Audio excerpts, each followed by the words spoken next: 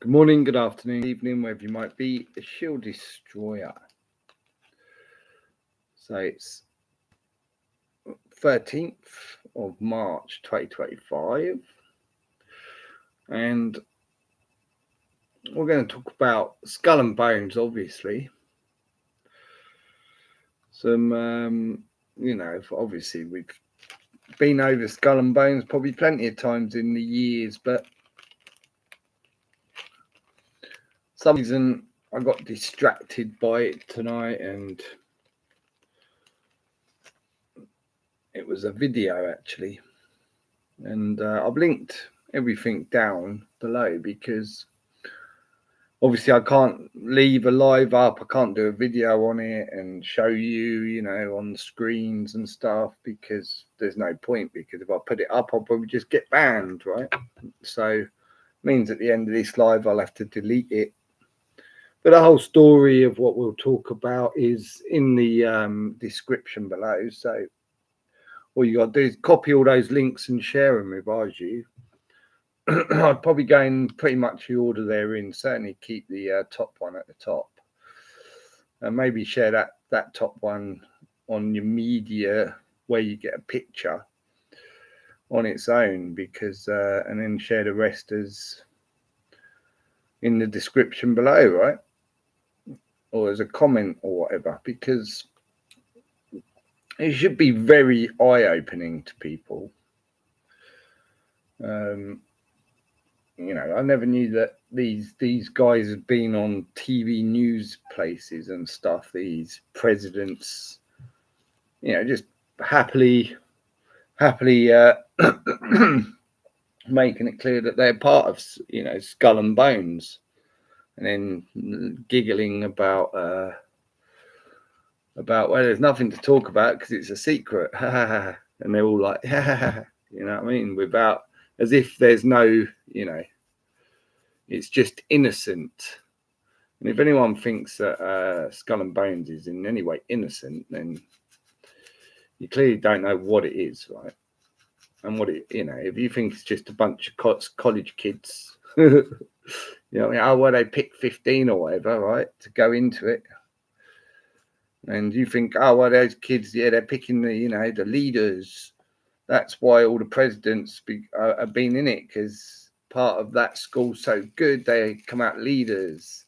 It's not because certain family members literally go to that school in order to be in skull and bones, right?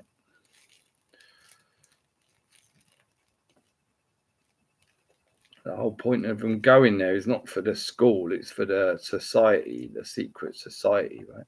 So, and again, very much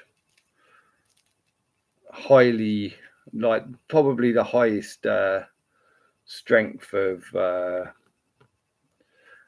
control a mind could have, right, over this constant following on. The father done it, so the son's got to do it, and the grandson will do it, and you wonder why, innit? Why would they just carry on so long, right? Well, you'd expect there to be a break. There'd be a break in the chain, like if you're talking however many, like, from the sounds of it, anyone knows it's at least 300 years, but in reality, I think most people on this channel will certainly say it's been going on for probably 1,000 years minimum, but chances are a fair bit longer than that. And you're going, well, how can the chain not break, right? Surely eventually, with all the money control they have, and surely eventually, right, some of these family members who head them up, and they'd got all that money and just go, fuck it, you know what I mean, I'm gonna go and live a life of fucking chilling out. I don't want all the stress of dealing with fucking business or whatever it is, scripts and what have you, but they carry on doing it, right? And then the chain never breaks. So They all follow this script. And so many, while that university has been running that Skull and Bones fraternity, you know, every single churned out child from those families, from you know, is going there, isn't it? You know what I mean?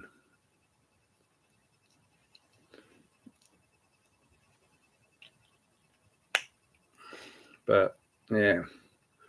How you doing, Dolores? We're just waiting for a few getting in, then we'll just go through some things on Skull and Bones, innit? But like I say, just share the links below, Dolores. Especially the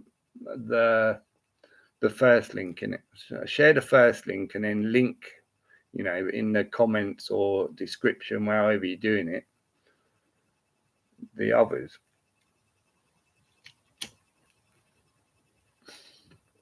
And it'll be much, you know, anyone with a half a brain, it should tell a story to, innit? But then I guess you could say a lot of these secret societies that are out there, because there are so many, how many are clashing in it? How many are fighting against these ones? But, you know, because they're so secret, they can't tell people, right? There must be secret societies. All you know, people go, oh, it's the Zions. It's, you know, and we know there's definitely some fucking bad ones, and I think we all know that ones that are not good for humanity. But then I think maybe some are thrown in that maybe are there to, but are getting, you know what I mean, hits, if you like, you know what I mean, because this fucking information highway that we live around, isn't it? It's purposely fucking a minefield, isn't it? It's purposely a minefield, man. So it's very hard to trust anything in it, or any certainly any secret society, right? But of course, I suppose if he's going against it at the beginning, and in order to fight it, you've probably got to be secret yourself, ain't you, really, when you think about it? Like, it's all, yay! You see what happens to people like us, innit, who try to fight it loudly. We don't get very far, do we? You know what I mean? In theory, in reality, not theory, in reality, right? I mean, what's changed, right, of us, or all the YouTubers out there, all the people who are posting stuff on their all over their media channels, right, trying to wake people up. You know, how well have we done? Right? Yeah, pretty shit. Where's the change? Oh yeah, it's just getting worse. You know what I mean? It's getting worse every fucking day, every minute, every fucking, you know what I mean?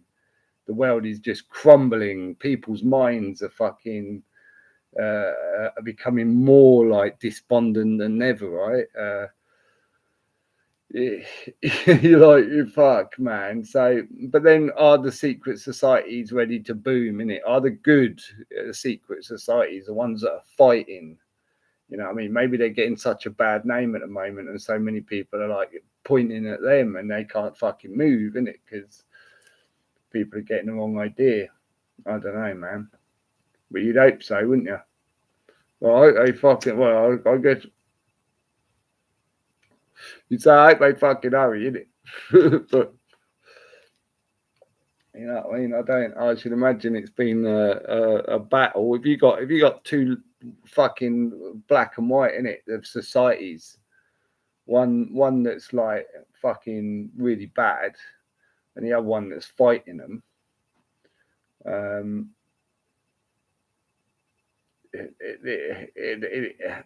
we're to a point where what the really bad society's going, right, we're going all in now. You know what I mean? And the other society's got to, like, you know what I mean, right, get your men together, this plan, you know what I mean, this is what we planned over all these years. Now we're going full effect. Come on, societies that are breaking them, right? Maybe that's what we're seeing. Yeah, I mean, that's what I'm saying, I suppose. But with us, we're just not helping, probably, really, innit? We're not doing fuck. We're just sitting here talking. But how do you fight these cunts, innit? I don't know, man. I wish I had the fucking answer, innit? I wish I had the answer how you could just snap your fingers, whatever it is we need to do, and they're fucking gone. You know what I mean? They're just like, what, presidents? Yeah, I mean, people saying, what are you on about, presidents? What the fuck is that? Well, I don't even know what that means, mate. Presidents of what? A country? What's a fucking country, mate? You know what I mean? Fucking hell. Cunt. Well, it's a bit of a dirty word, isn't it, mate? You call him, what country? These cunts. Probably wouldn't say this cunt, would they? They'd probably say, it's dummy here. You know what I mean? He's saying dirty words, mate. Fucking hell. I got a little jibbed today, Dolores, if I'm chatting too much. Like fucking as soon as I have a jib, if I've had a break of it, that's it. Boom. And it was like something that led me down this path. You know me at the moment, I'm usually like fucking stay away from even looking into anything or with this one, obviously, it just led me to look at Skull and Bones again. But I tend to stay away now because it's just pointless, right? A waste of time. You just go, why did you bother?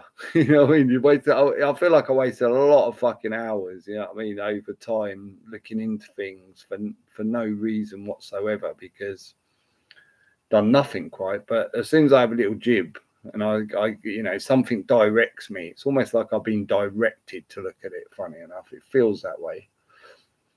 And it was like just from an email to looking at something from the email to then looking at something else completely different.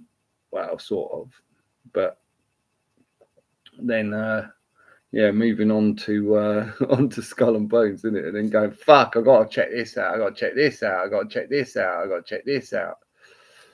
You know, it was that video. Fucking hell, that video, man. So I went from that to that video. I ended up at that video somehow. And when I watched that, I was like, fucking hell. And then I had to go and check out what the word Gog meant in what's it called. So I was like, fuck. And then I had to go and check some other little things out just to recap, like some certain things. And I went to Wikipedia just to try and figure out what the motto was again, and not like 322 Skull and Bones. Order out of chaos, probably actually, but I never got round to it anyway. And there's some other words, Latin words I just wanted to check out, and I figured that'd be on there. And then I was fucking involved in reading the Wikipedia and getting and then I was checking out this and that on Wikipedia. I'm like, oh mate, I thought, I've just got to do a fucking live on this, like get it out. Deal the links and let people fucking like work it out for themselves, isn't it? You know what I mean? Like, oh geez.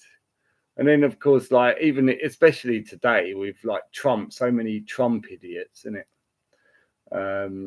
So maybe if they realise, Trump. I'm pretty sure Trump is on the list. I'm pretty sure he was a 322 Skull and Bones member, right? If anyone can confirm that, I'm sure he is, or it's lifelong membership, isn't it? So it's not. It was. It is. That's another thing. People might not realise. It's not just some fraternity in fucking college. So you think how many members? Well, it'll tell you on Wikipedia, innit, whether it's true or not. But there'll be a lot of members, wouldn't there? It's lifelong fraternity. It's been going on for fucking how long? Was it 1700s or so? Or was that when the school was built? Anyway, I'll go through it in a bit. I got 5 in. I'll go through it now because I'm fucking going through it anyway. I was waiting for people in it, but then I started talking about it. I'm good, mate. Thanks. How's you? Got a few things to do. We'll be mostly listening for next half an hour, then can chat. Yeah, that's cool because pretty much I won't be probably looking at a screen anyway for a little while. I'm homeless, penniless, and pathetic, but I've got my Bertie. Are you doing, Grandma? Yes. Right. Now we're going to talk about it. We've got 5 in, so we might as well just go through what we're doing. So begin, obviously, like I said, there's a video linked below, and at the end talking about this, you probably want to go and watch that. It's only a short one, but anyone who wants to stay and chat after, I'll probably go and make a coffee, you know what I mean, just chill out for 2 minutes whilst you watch that fucking video. Because I mean, it's you know, it's fucking telling you, right? Like they're telling you just blatantly, straight out, mainstream media across America, right? No doubt. I bet that was a very popular show. And you go check out whatever show it was, innit? And just straight in your face, yeah, we are, right? And like I say, I'm pretty sure Trump is a member of the lifetime fraternity stroke secret society called Skull and Bones. 322 Skull and Bones. And you know, obviously when you look at the date that it might reference as well, March 22nd, and you think about your last Freedom Day in the UK was March the 22nd, I'd be very surprised if that is by coincidence. But then people who would say, oh, that's just a coincidence, think that everything's a coincidence, right? And ignore everything that's being slapped into their faces on a daily basis, but for some reason they can't see it. So Skull and Bones, the secret society at Yale University, was founded in 1832, there you go, until 1971. The organisation published annual membership rosters, which were kept at Yale's library. In this list of notable bonesmen, the number in parentheses represents the cohort year of Skull and Bones, as well as their graduation year. Some news organisations refer to the organisation's members as a power elite. There are no official rosters published after 1982. A membership for later years is often speculative.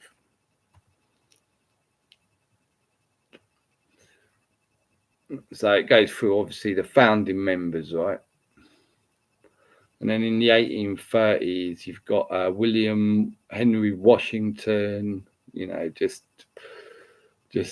throwing some names out there for you out of the list that might ring a bell or two.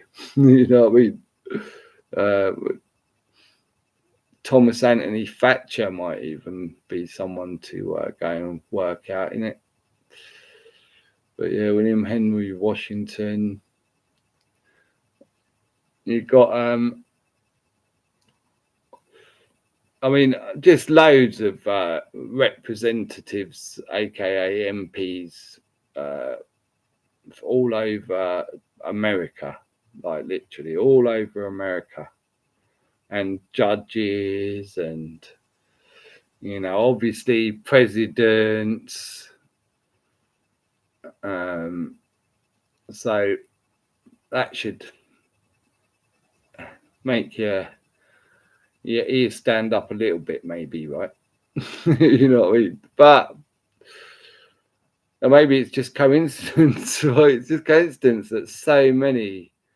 I mean, go and have a look at, you know, what Governor, Chief Justice of State of Connecticut, right? Yes. And above that, U.S. Representative from New Jersey, U.S. Representative from Missouri, Governor of South Carolina, New York Supreme Court Judge, lawyer, co-founder, Shearman and Sterling, Bishop of the Episcopal Diocese of Connecticut, right? U.S. Senator, Dean of Johns Hopkins University, you know what I mean? Chief Justice of Supreme Court of Connecticut, Professor of Theology at Harvard University. I mean, honestly, right? I mean, there's not a single listed member here that isn't in a position of fucking power over all of America's life. When you think about it, right? Completely all over their livelihood and how things are done, whether it's through religion, politics, education, you know what I mean? The whole fucking shebang, man.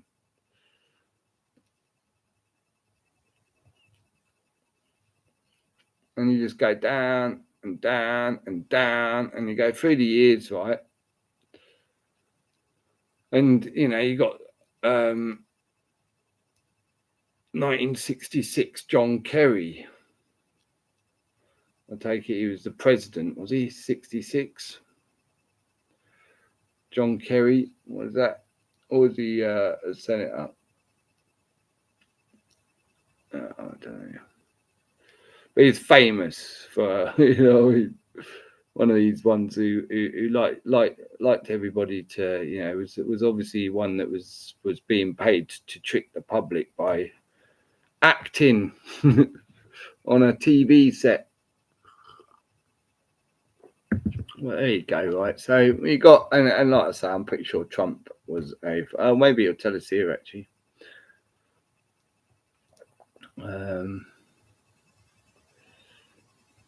I'm sure he was part of it. But anyway, George W. Bush was, but you'll see that in the video. Like you'll see them, like people will go, oh yeah, but just because it's on Wikipedia, but on the video they say it in your face, like in your face, George Bush, just yeah. And it's funny how they both answer with the same answer as well. Yeah, but there's nothing to talk about because it's a secret.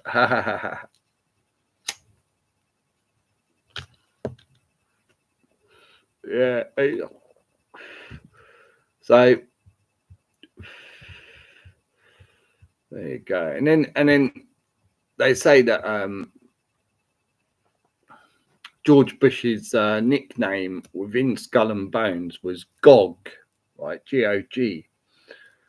And in biblical prophecy, Gog and Magog, often referred together as Gog and Magog, which is what I just said in it, symbolized the final ungodly forces that attack Israel, ultimately to be defeated and judged by God.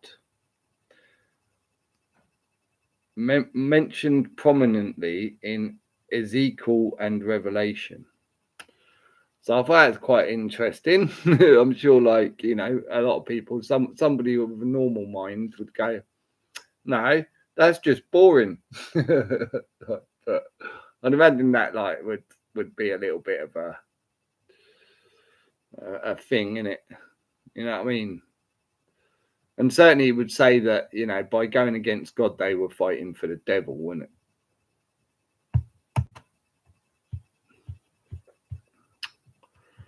Right. So yeah, list of Skull and Bones members, right?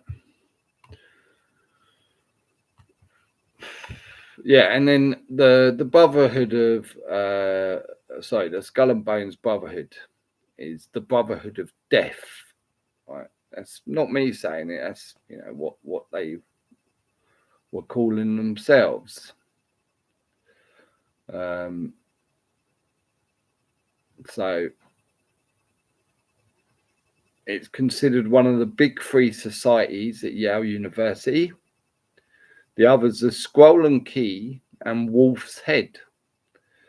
So I guess the whole school is in a fraternity, to which some are lifelong and are very serious. It's very much with these brotherhoods. It's the most important thing. It comes above family, comes above your wife and your children, basically. like 100%. People don't believe that. They think that if the brotherhood's, was to die, or the wife and child were to die, they'd pick the wife and child. 100%. So you think about the degree of mind control with something like that, right? And then they've got these lower ones, so people who no doubt are controlled. So, the Wolf's Head and Scroll and Key, for example, I guarantee are probably lifelong memberships, and very much the peers of them would be the Skull and Bones members, right? They'll be very much directing the Wolf's Head and the Scroll and Key throughout their lives. And how many people? So you think about the list in Skull and Bones, right? And then you go down to the Scroll and Key and Wolf's Head, right? How many people are really? You just say the Wolf's Head and Scroll and Key will just be lower echelons, right? And maybe there's more within Yale University that are lifetime fucking being controlled very much by Skull and Bones, right? Well, how do you think all your scientists are coming? Why these heavy scientists? The TV media's got all your scientists, all your doctors, all these people, because they're part of these fraternities, these fucking lifetime, and they're getting paid a lot, and they're getting put in positions, and you know what I mean. It's very simple to convince the world of anything when all the so-called smart people are telling you, oh yes, this is what it is, and somebody who isn't a Skull and Bones member tells you something different, and they're stupid, right? As the and they're just part of a cult that's being controlled by a cult. Really, they're the same cult. The society is known informally as Bones, and members are known as Bonesmen, members of the order, or initiated to the order.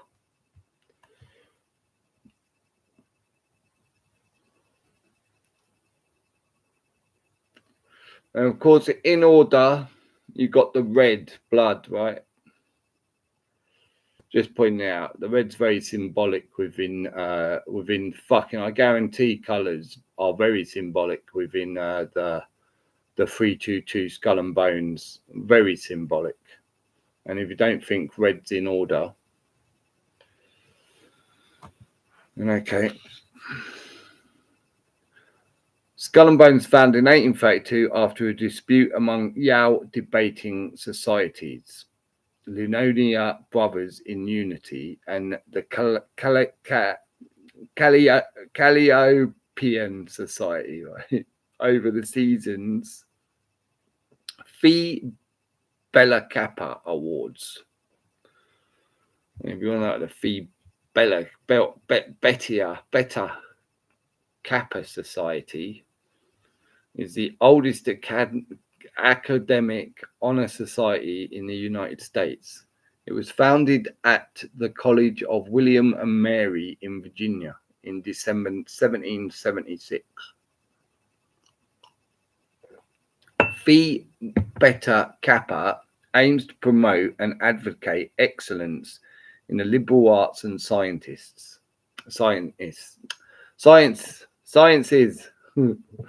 and to induct outstanding students. So they're giving their awards. They love awards, don't they? Any of these people get award, pats on the back, people clapping, cheering. They love it, right? It's fucking, it's and being told they're clever and look at you, that's why they do it their whole life, right? Their whole careers. People who get off on that at school go up on those stages with their funny hats and shit like that, right?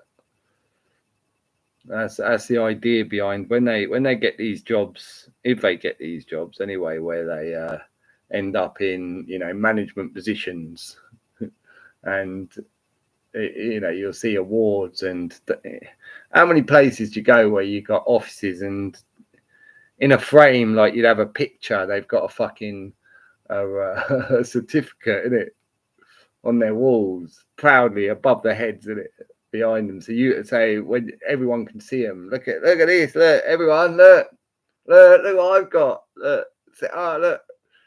It almost becomes probably a thing where they're constantly trying to fill the wall, got to fill the wall with more fucking bits of paper telling me how great I am. It's quite funny, isn't it? And you think about that mindset, somebody who's so fully full of themselves that look at me, yay. And they, of course, money, they're getting the money, the girls, right? Yeah. I say the girls, now the girls are getting the boys, probably not, probably lesbian. But yeah, it's just fucked up, really, isn't it? But it all stems from this. And there's some very, if you look like, for example, when these guys first took on a black member, I mean, it's 1965. So you think about the timing, right? What was happening? Where were we going? 1965, and then in 1974, I think it was, they took on their first gay. Right, so it's almost like the Skull and Bones are bringing in members purposely in order, as time is going by, and they need people to control factions to bring them into a new world of from what they're now, where white supremacy, which is Skull and Bones. When you think of, if they never had a black student, they're all white throughout how many hundreds of years, 100 and say odd years according to this, right? Never had a black guy or woman. Guy, it'd be a guy, wouldn't it? They're all men. But all of a sudden in 1965, right, it's time for a black guy. Never had anyone gay. But in 1974, right, we need a gay. And, think about what was happening at the time during when they decided all of a sudden they wanted someone who was gay and somebody who was black, right?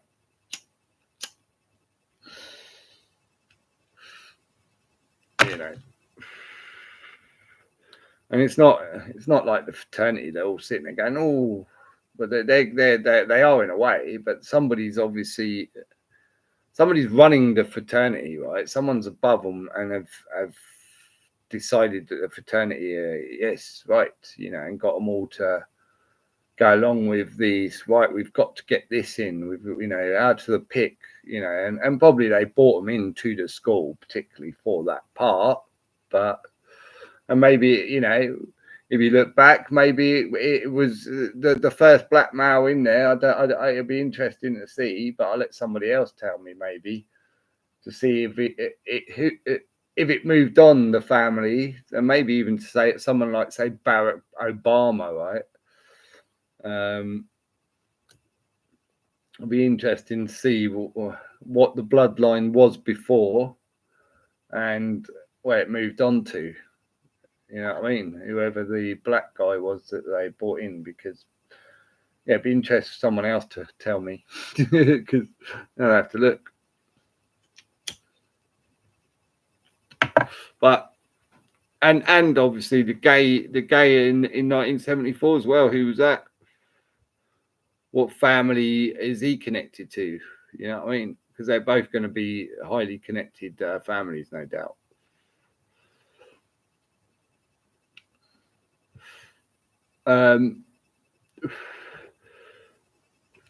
It's funny that the Skull and Bones Hall, located at 64 High Street, I was surprised at the number. I was even kind of surprised. I mean, the High Street, it kind of says a lot, doesn't it, in a way? But people argue, High Street in every town. I wonder why. Right? Yeah, so, but the 64, is it 4 6s? I don't know. Like it's 64. Just like I was expecting, obviously 322. You know what I mean? But yeah, 64 threw me to a bit. But if anyone's got ideas, because I'm sure there'll be, a reason. Maybe they just like, oh well, yeah. We can't find a place or build a place where we get our number, or a particular number that is very symbolic. So I imagine that it probably is symbolic as fuck, but maybe they purposely just went, no, just want any old whenever at the hall. But I'd be surprised, but not. It's otherwise known as the tomb. I mean, they call it a fucking tomb, man. The building was built in 3 phases. The first wing was built in 1856, the second wing in 1903, and Davis designed neo-Gothic towers were added to the rear garden in 1912. The front and side facades are Portland brown stone in an Egypto-Doric style.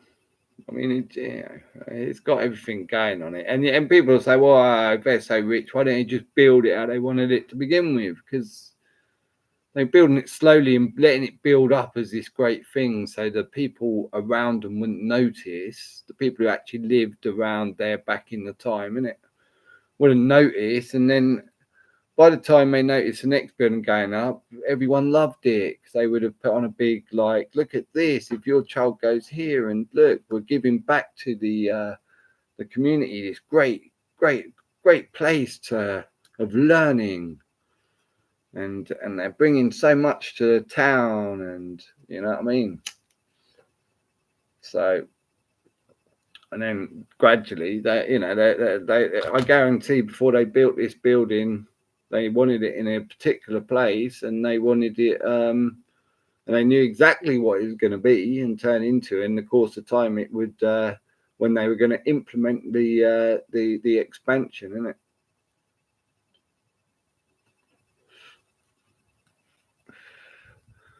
The 1912 tower additions created a small enclosed courtyard in the rear of the building, designed by Everett Tracy and Edgerton Swartwout of Tracy and Swartwout, New York. I mean, what the fuck does Swartwout, man? What's that all about? I mean, yeah, I'd fucking what? Everett Tracy was an 1890 bonesman, and his paternal grandmother, Martha Sherman Everts, and maternal grandmother, Mary Everts, were the sisters of William Maxwell Everts, an 1837 bonesman.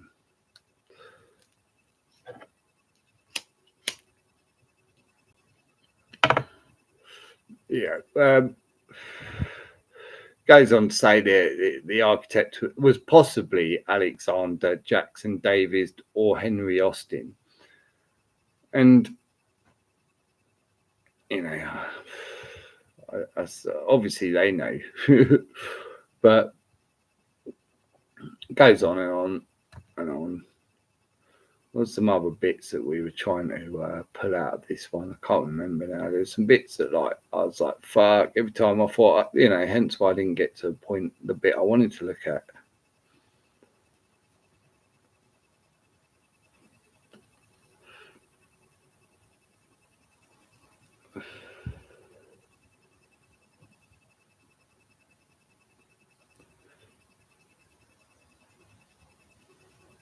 If a society had a good year, this is what the ideal group will consist of: a football captain, a chairman of the Yale Daily News, a conspicuous radical, a whiffenpoof. What the fuck is a whiffenpoof? The Yale Whiffenpoofs is a collegiate a cappella singing group at Yale University. It is the oldest such group in in the United States.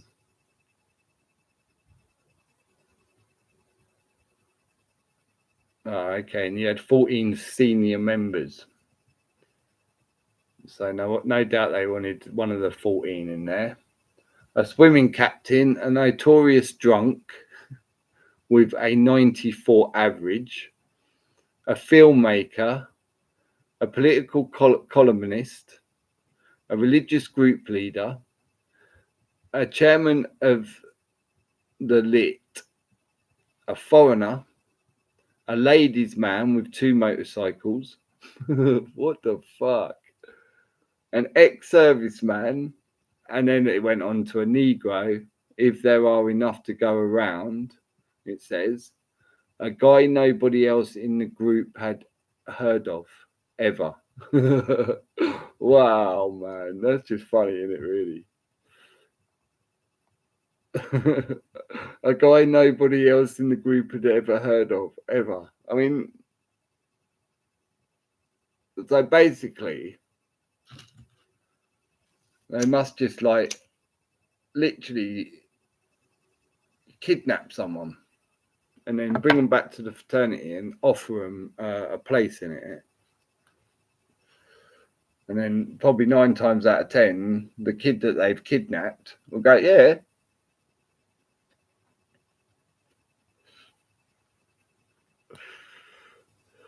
So I'd say what they're doing there is taking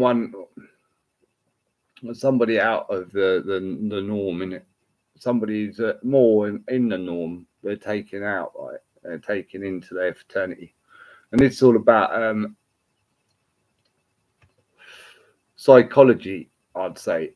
So they can study the psychology, whoever's controlling it, the psychology, and how to turn those psychologies into their gain, to play their parts, right?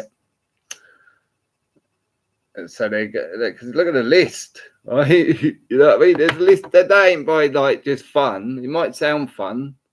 Oh yeah, what we're gonna do? Yeah, that'll be fun. Let's just get someone out of the fucking. We just studied like somebody who's not maybe been brought up by the parents heavily under this kosh, but yeah, I bet this beginning is somebody watching these. And obviously, a lot of them who are entering are already well and truly on their mind fuckeries from birth anyway.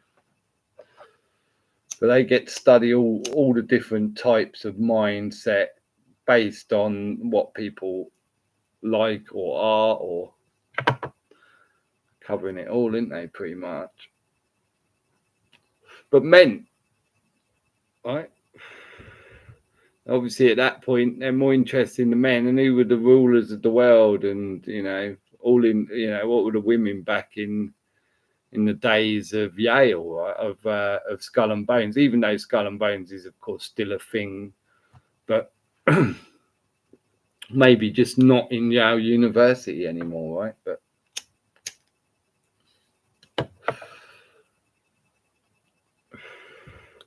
and people say, well, it's still going on. Well, the fact that they say that it's not there would then mean that there's probably like every kid that has a group and they're calling themselves, I know, let's set a group up and we'll call ourselves. There's probably about 50 groups that all call themselves Skull and Bones in Yale University now.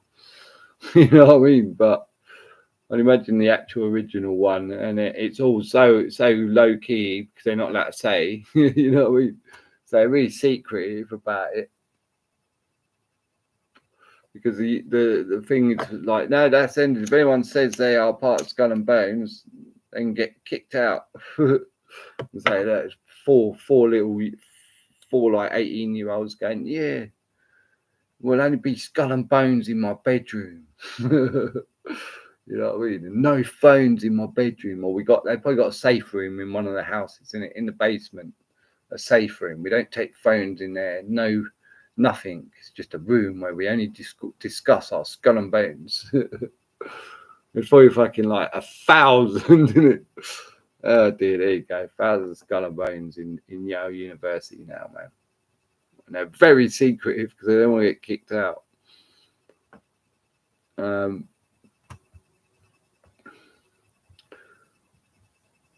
The names of its members were kept secret. That was an innovation of the 1970s, but its meetings and practices were, while resourceful, its meetings and practices were okay. While resourceful researchers could assemble member data from these sources in 1985, Charlotte Thompson Isabel provided Anthony C. Sutton with roosters and records that belonged to her father, a member of the organization. This membership information was kept privately for over 15 years, as Sutton feared that the photocopied pages could somehow identify the member who leaked it. He wrote a book on the group, America's Secret Establishment, an introduction of the Order of Skull and Bones. The information was finally reformatted as an appendix in the book, fleshing out Skull and Bones, a compilation edited by Chris Milligan and published in 2003. So this is in season 1, episode 33 of the 1966 fucking hell, Batman TV series. Find Finney Fens, which is FFF 666. Find Finney Fens. There is a gathering at Wayne Manor, during which one guest points out a portrait of Bruce Wayne's great-grandfather wearing a Yale sweater. He asks if it is true that Bruce's ancestor was tapped for Skull and Bones, to which Aunt Harriet replies that he was not tapped for it, but he founded Skull and Bones. That's interesting, isn't it? The fucking season 1, episode 33. So, I mean, clearly, they've got some control over the Batman TV series, right? And when we think about what was their, 322, the last day that you were allowed to go out for more than an hour in the day, innit? That date, 322, right, was your last Freedom Day in 2020, right? And it was about, what was it about? Oh, yeah, bat cold, weren't it? You know what I mean? So it's about the bat and the 322s exactly then, because there's clearly saying, isn't it?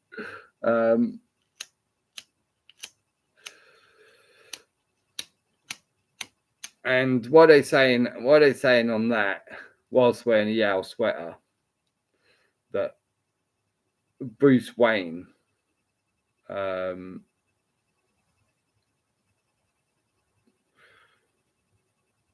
Bruce Wayne's ancestor was tapped for Skull and Bones, right?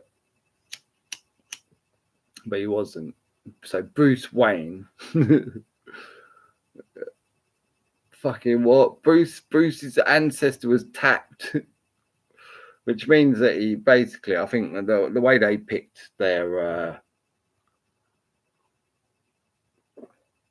who was allowed into the fraternity, they picked X amount at a certain time each year. And the way they, people, I guess they had the whole fucking year there in a big hall, and they all stand there, and then the Skull and Bones, somebody probably wearing some kind of costume would probably go along and tap people's shoulder, and if they were tapped, that's it, you're in Skull and Bones.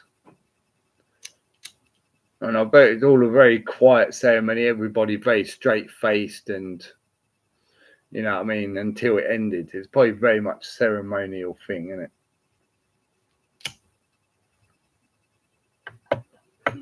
But deemed to those who were never going to be tapped, probably, something fun. You know what I mean? Wow. Yeah, this school, we have our special ways and special days, and this is one of them. Yeah, we all line up. It's all about being the best. Look at me. I'm the best student. And they're all like, obviously, so not everyone at Yale is going to be a fucking fuck up. You know what I mean?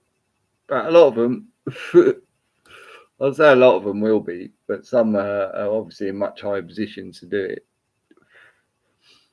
So it's not just about skull and bones within Yao, it's Yao itself. You know what I mean? Obviously, Yao is a massive school of bringing in kids that they've got a certain idea of what they're going to mold them into so they can work and do what they need them to do in order to fuck with the rest of us in it. In The Simpsons season 8 episode, The Canine Mutiny 1997, after doing a secret handshake with a dog, Mr. Burns says, "I believe this dog was in Skull and Bones."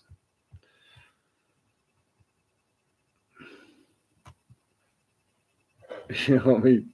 In Family Guy episode No Chris Left Behind 2007, when Chris Griffin is being bullied by the richest students at Morringwood Academy, Lois Griffin asks her father, Carter Pewter Schmidt, to help Chris. So Carter invites Chris to join Skull and Bones with the other students, who begin to accept him. As part of his initiation, Carter and Chris adopt an orphan and lock him out of the car, which is filled with toys and a puppy, and then drive away when he is unable to get in. At the initiation ceremony, Carter tells Chris that he must spend 7 minutes in heaven with their most senior member, Herbert. Chris feels uncomfortable about joining and convinces Carter to help him get back into his old school. Whoa. Fucking hell, man. I mean, there's fucking Skull and Bone shit all in front of your face, man. You know what I mean? And who they doing it to? Through cartoon, right? Adult cartoons. Fucking mad, isn't it? On Meet the Press, whatever that is, Tim Russert asked both President George W. Bush and John Kerry about their memberships to Skull and Bones. I know what that is. It's what I fucking put in the link. So if you want to go and see that, right, click the link, the top one, the first one, share it, right? So I'll just repeat that. On Meet the Press, which I do know what it is because I've just fucking watched it, Tim Russert asked both President George W. Bush and John Kerry about their memberships to Skull and Bones, to which the president replied, "It's so secret we can't talk about it." Kerry replied, "You trying to get rid of me?" Oh, sorry, they didn't say the same things. But yeah, they both said something, didn't they? You know what I mean? And it's kind of like, and but you go, I think both of them laughed. I'm pretty sure of that after. You know, I think everybody was laughing after. You know, after they said it, like, you know what I mean? So, yeah, work it out, innit? In The Simpsons season 28 episode, The Casper Chase, 2017, Mr. Burns visits the Skull and Bone Society to meet with Bourbon Verlander about for-profit universities. Wow. You know what I mean? Fucking, it's just like incredibly fucking sad when you read this, isn't it? And people will still go, "Oh, well, that don't mean nothing." In Gossip Girl season 2 episode New Heaven Can Wait, 2008, Chuck Bass is kidnapped by Skull and Bones members while visiting Yale.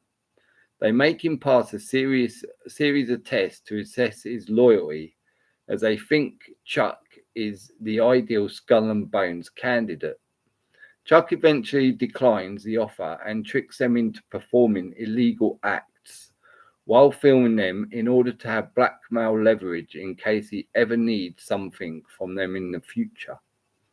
Well, man.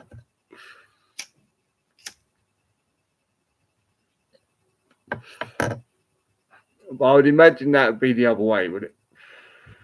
I'd imagine that it'd be Skull and Bones would then, if they didn't pass or weren't being tapped, right?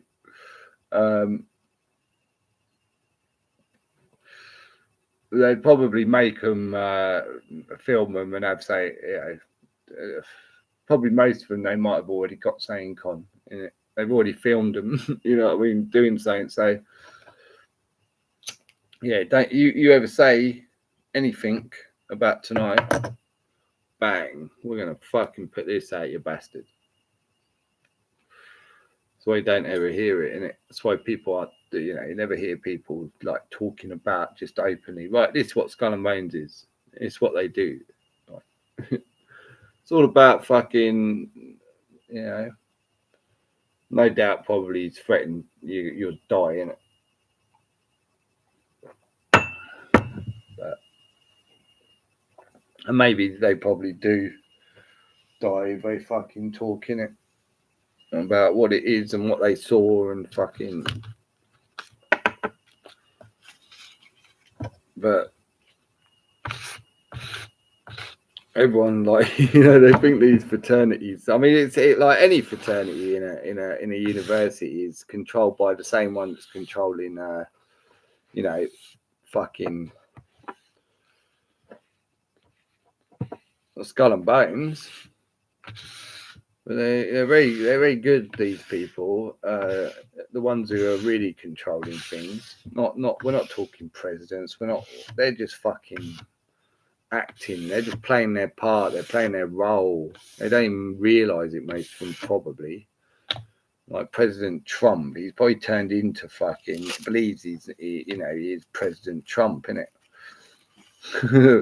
He doesn't, people. He doesn't. They're not that stupid.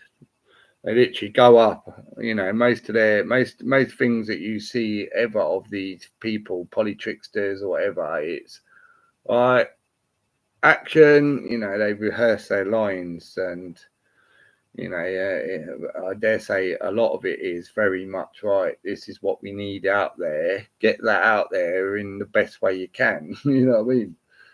Because it's, you know, it's very much you can't be natural, an actual actor, if you follow word by word. You're always going to sound like a robot to a point. You know, it's much better to be a good actor when you can relax and just, and you know, there'll be bits, yeah, just have a go out bar. You know, most of this, some of it's so heavily scripted and placed, and they just con the people, man. And the people need to start to fucking see before it's too late for the people. But, and if people think like, oh, you know, was it possible that John F. Kennedy was part of the opposing side? Really? I doubt it.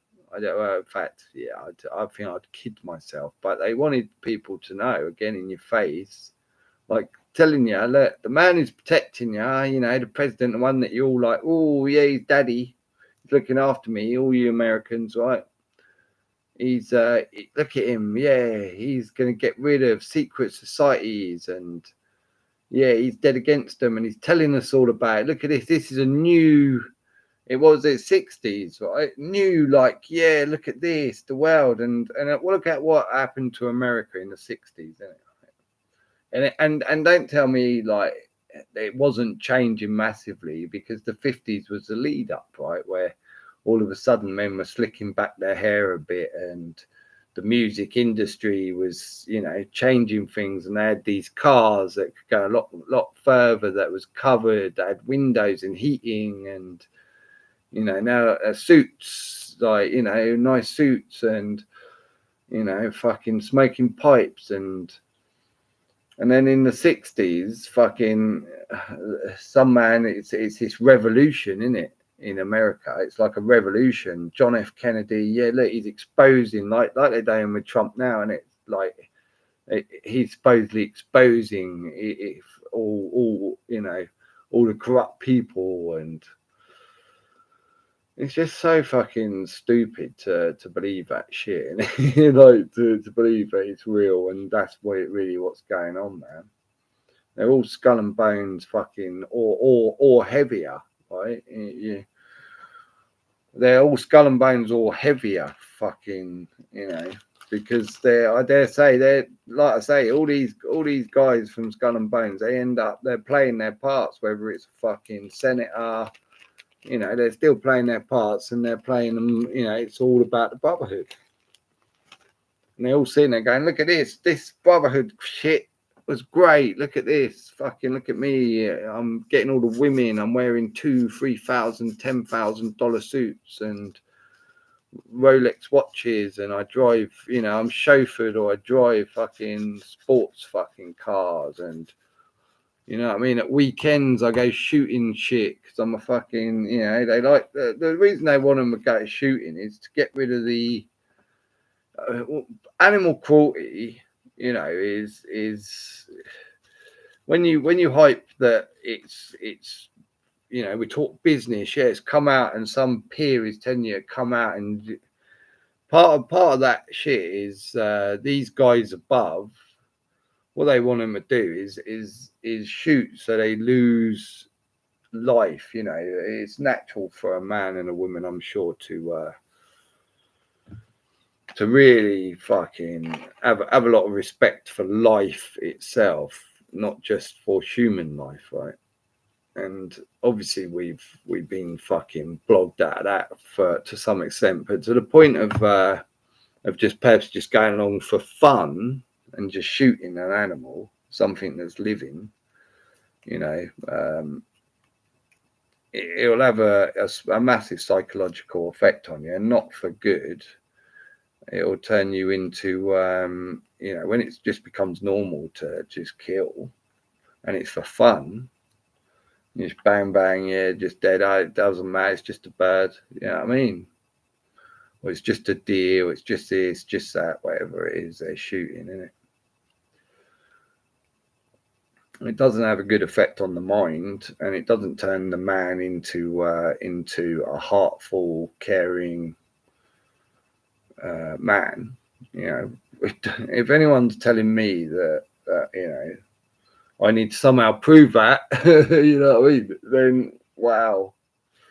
But yeah, no, you're gonna lose your heart, certainly to a certain point. You know what I mean? You're breaking your own heart, man. You're breaking your own fucking by, and when death is becoming just a thing of fun, it's not good. It's not good for your soul, is it?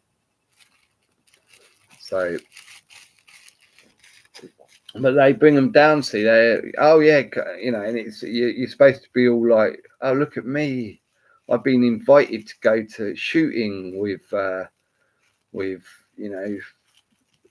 what's his name's manor house, and it's an up on the ladder for these guys, isn't it? So they're very much about fucking wanting to impress him by shooting well. You know what I mean? Look at me, yeah. Fucking first day I went there, yeah, I never killed an animal before, but whoa, I was so excited and fucking shooting guns, and I wanted to show him how good I was. I took down 6 pheasants. You know what I mean? It's like, fucking date bastard, man. What the fuck did they do to you, mate? You know what I mean? But yeah, well, at least you got your pat on the back, innit? And now he wants to talk to you some more. And your future's looking bright. You know what I mean? Like, oh, so evil, man. So evil, innit? And it's all to do, when you think about it, it's all money. It's like, because they very much turn the monetary system into a system of, hey, don't matter what kind of fucking ugliness you are, and how sick you are, how anything you are. If you got money, right? You know what I mean? All of a sudden, money become like something that they made people see as, the ones who've got it have suddenly gone 100 times up the scale on attractiveness, right? Whether whether it's from outside or inside, isn't it? To a lot of people, right? To a lot of people, all of a sudden, someone that, if everybody had the same and wore the same, they'd never look at this man or woman, right? It'd never be their type. But all of a sudden, they've gone 100 times more attractive because of like they got this wad of paper. You've got a big wad. Ah, now look at that wad of paper in your hand. Whoa, God. You look pretty cool with that, actually. Yeah, I didn't think you were my type, but now, fucking hell. Woo. Man, just want to go to bed with you, marry her. And, it's just weird, isn't it, man? Money's, people can't deny that. That's not a thing, man. And it's clearly a massive consideration when dating someone.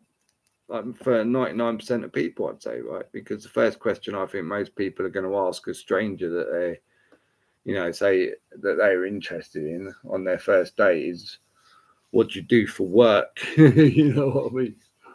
In other words, and everyone go, yeah, well, I'm just interested to see what they're interested in. You think, yeah, most people aren't doing work based on an interest, are they? You know what I mean?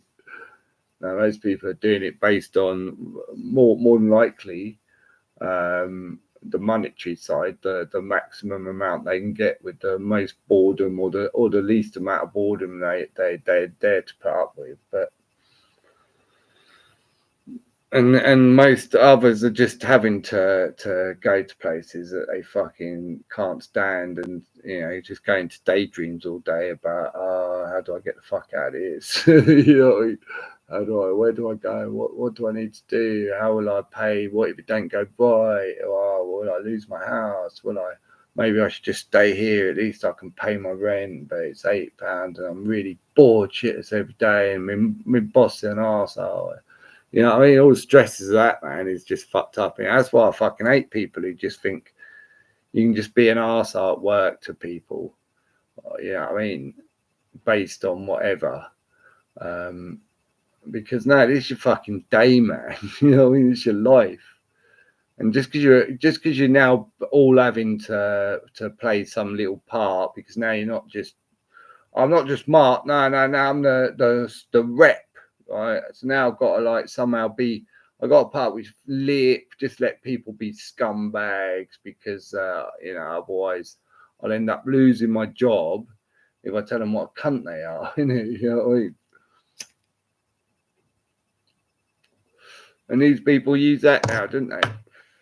They think that and talk to you how they want, and they're your boss in so many places, and all of a sudden even a manager in a store will all of a sudden be some cunt because he's got expectations that are just stupid, right? You know what I mean? Well, most places of work now, where's the fun? You know what I mean? Like, you're literally living 8 hours a day in a place, right? Yeah, fun is frowned upon. And then and the place you work will usually go once every 3 months, 6 months, a year, maybe even longer for some. They'll somehow act like they're all look at us, yeah, we're going to put on something for the employees where you can be yourself and have fun for maybe an evening or maybe an hour. Maybe they're just bringing some fucking sandwiches to the staff room and put some very quiet music on and go, yay, well, thanks everyone. And you'll have a glass of fucking non-alcoholic champagne, and the boss will be acting like, yeah, look at me, aren't you lucky to be working for us? You know what I mean? And you'll sit and go, oh, for fuck's sake, right? It's better than fucking sitting at that desk, isn't it, looking at the screen, but not much. Anyway, I don't hate that word. I was going to say that word I really hate, because everyone just started saying it constantly, and it's just really weird. It begins with D and ends in Gress. Right. People go, what word? The Simpsons season 28 episode, The Casper Chase. Mr. Burns visits Skull and Bones Society to meet with... Oh, we've done that one. Oh, we've done Gossip Girl, yeah. The whitest kids you know. Oh, In the Whitest Kids You Know. Season 1, Episode 3. A skit called Trevor Talks to Kids. Wow. Mentions the skull and bones, specifically pertaining to President George W. Bush's initiation ceremony involving a coffin. Oh, that sounds so fucking sick, doesn't it? A skit called Trevor Talks to Kids. Right. And if it, come on, people, right? Mentions the skull and bones, specifically pertaining to President George W. Bush's initiation ceremony involving a coffin. And I'm telling you, you think, yeah, well, that's just a cartoon or whatever. Trevor goes on to tell his audience that Bush Sr. requested to be there for his son's initiation.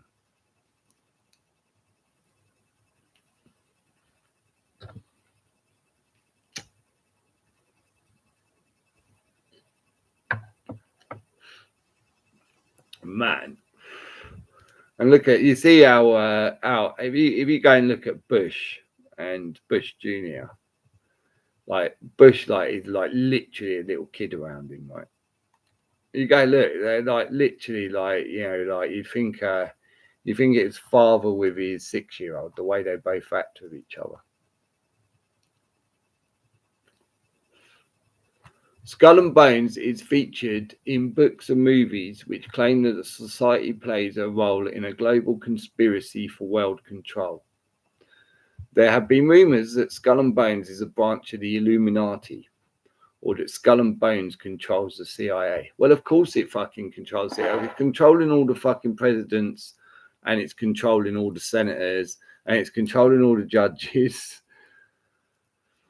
I mean, yeah, I know it's not big enough to control the CIA. Right, fucking what?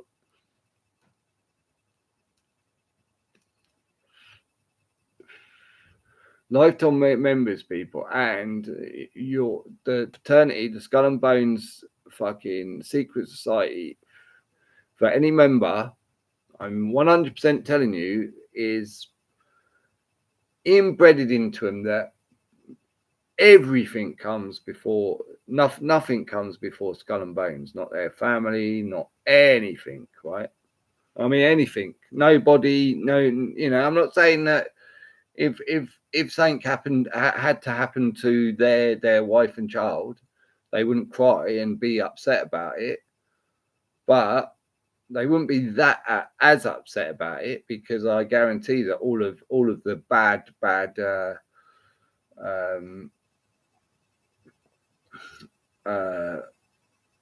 secret societies, the ones that are there to really control and get you to do nasty shit, are all going to be fucking whatever I was talking about, really, because I can't remember. I fucking went into a complete spasm of thinking about like saying completely out then. You just fuck your own head up, didn't you? You know what I mean? It's like, fuck, it's probably quite important, but hopefully somebody can work out what I was about to say. But there's just so much in it.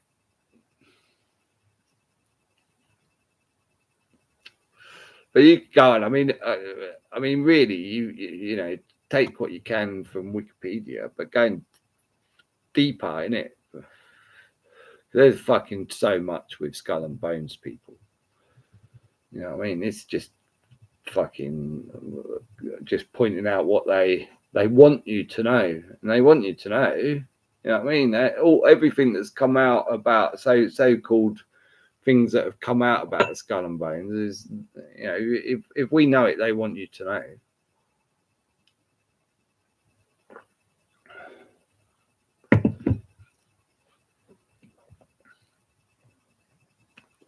But why? And there you go. I think we just got through what I wanted to talk about. Probably went on for a bit longer than I expected. Usually I like to rush through these things because I just feel like wasting my time. But at the same time, some of it I could read as I went. I hadn't read before, so. But yeah, when you got so many presidents and such that are a member of, and that is the most important thing is, you know, whatever that club, that fucking, you know, whatever you want to call it, says, if there's decisions made within there, and I dare say it's on a vote or whatever, or probably, you know, very much controlled by one hand somewhere, then all must, you know, play their parts in order to achieve that goal, and nothing comes above the brotherhood, right? Nothing. Like nothing. So you know,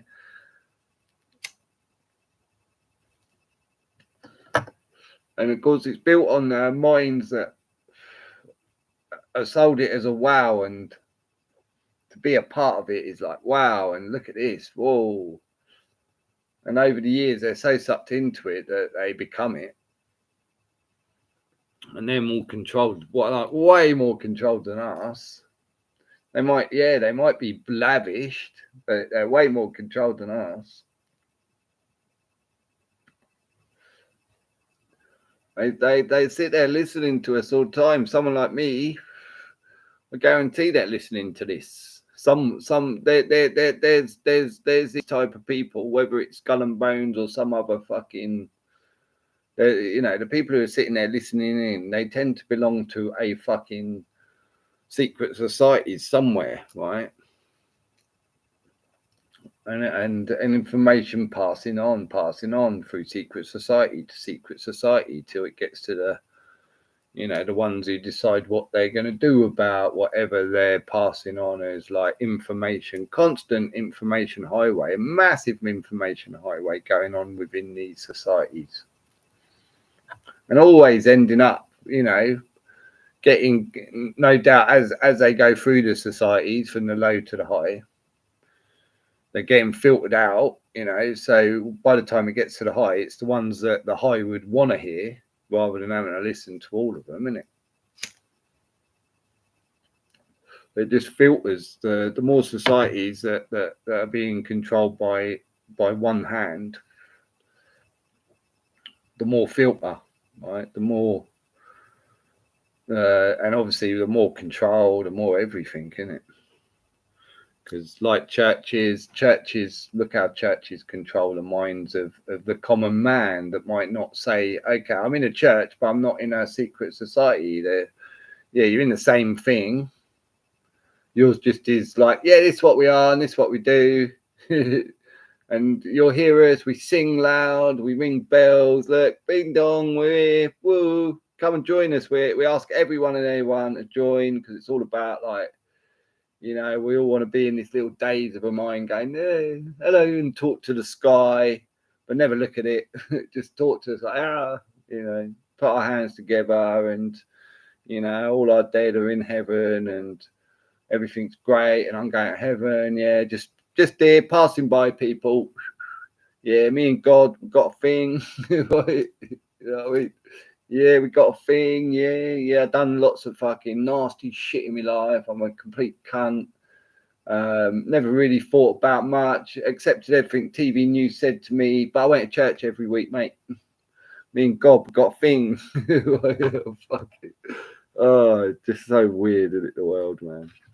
But yeah, I mean, obviously another cult, you know, no different. They're just not secretive, and certainly Skull and Bones, you know, when you got the levels, Skull and Bones is on a high level, but certainly not the you know. But when you say high level, until you're to the top, it's just the highest level of mind fuckery, isn't it?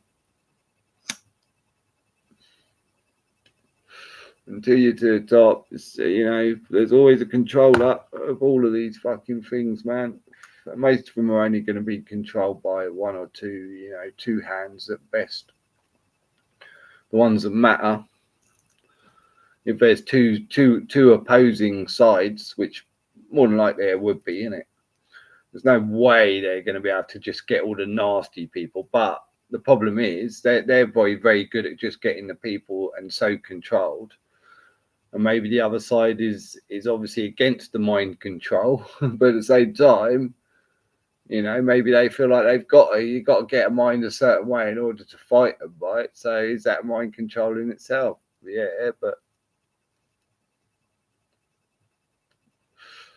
and then you got to deal with the minds when they, you know, when you're mind controlling people. I think there's always going to be a fucking some kind of you know inhumane reaction to where you'll be more likely, more aggressive, right? More likely to hit out, and you know what I mean. So does it fuck with you? Is that maybe if you, in order to fight, it would be seen as a you know, whatever flaws you've got, if you went in with the mindset and it fucked you up, there'll be that word they use in the Bible where you're giving a bit of yourself, you know, and you're fucking yourself up, and you didn't, you know, turn into the man you didn't want to be, shit like that. Like, I suppose at that point you could say maybe they, you know, would hate themselves, but they turned into it because they were, you know, going about it the right way. But the war itself fucked their own heads up, innit? I don't know. I always look at ways to somehow, you know, work out how people just turn nasty, just fuck up, like beyond nasty, man. You know what I mean? Just vile. And I see like what people, because we're so accepting of disgrace these days. I just see a lot of things that people just think are normal and acceptable as vile. So you imagine the ones that are, you know, actually just going around just purposely trying to make other people miserable. Whether it's through just dirty mouths, like just or violence, especially violence, of course, and threats and fear and all that shit. It's just dirty people, man.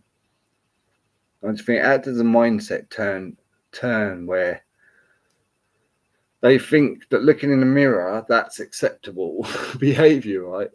And you just like, it just boggles my mind, man. But they're so far away from humanity, what humanity really is, like the true humanity. And it's, you know, a lot of it might be down to mind. Well, most of it's down to mind control, I promise you. And, you know, but eventually when the mind control ends up turning you into a fucking vile animal,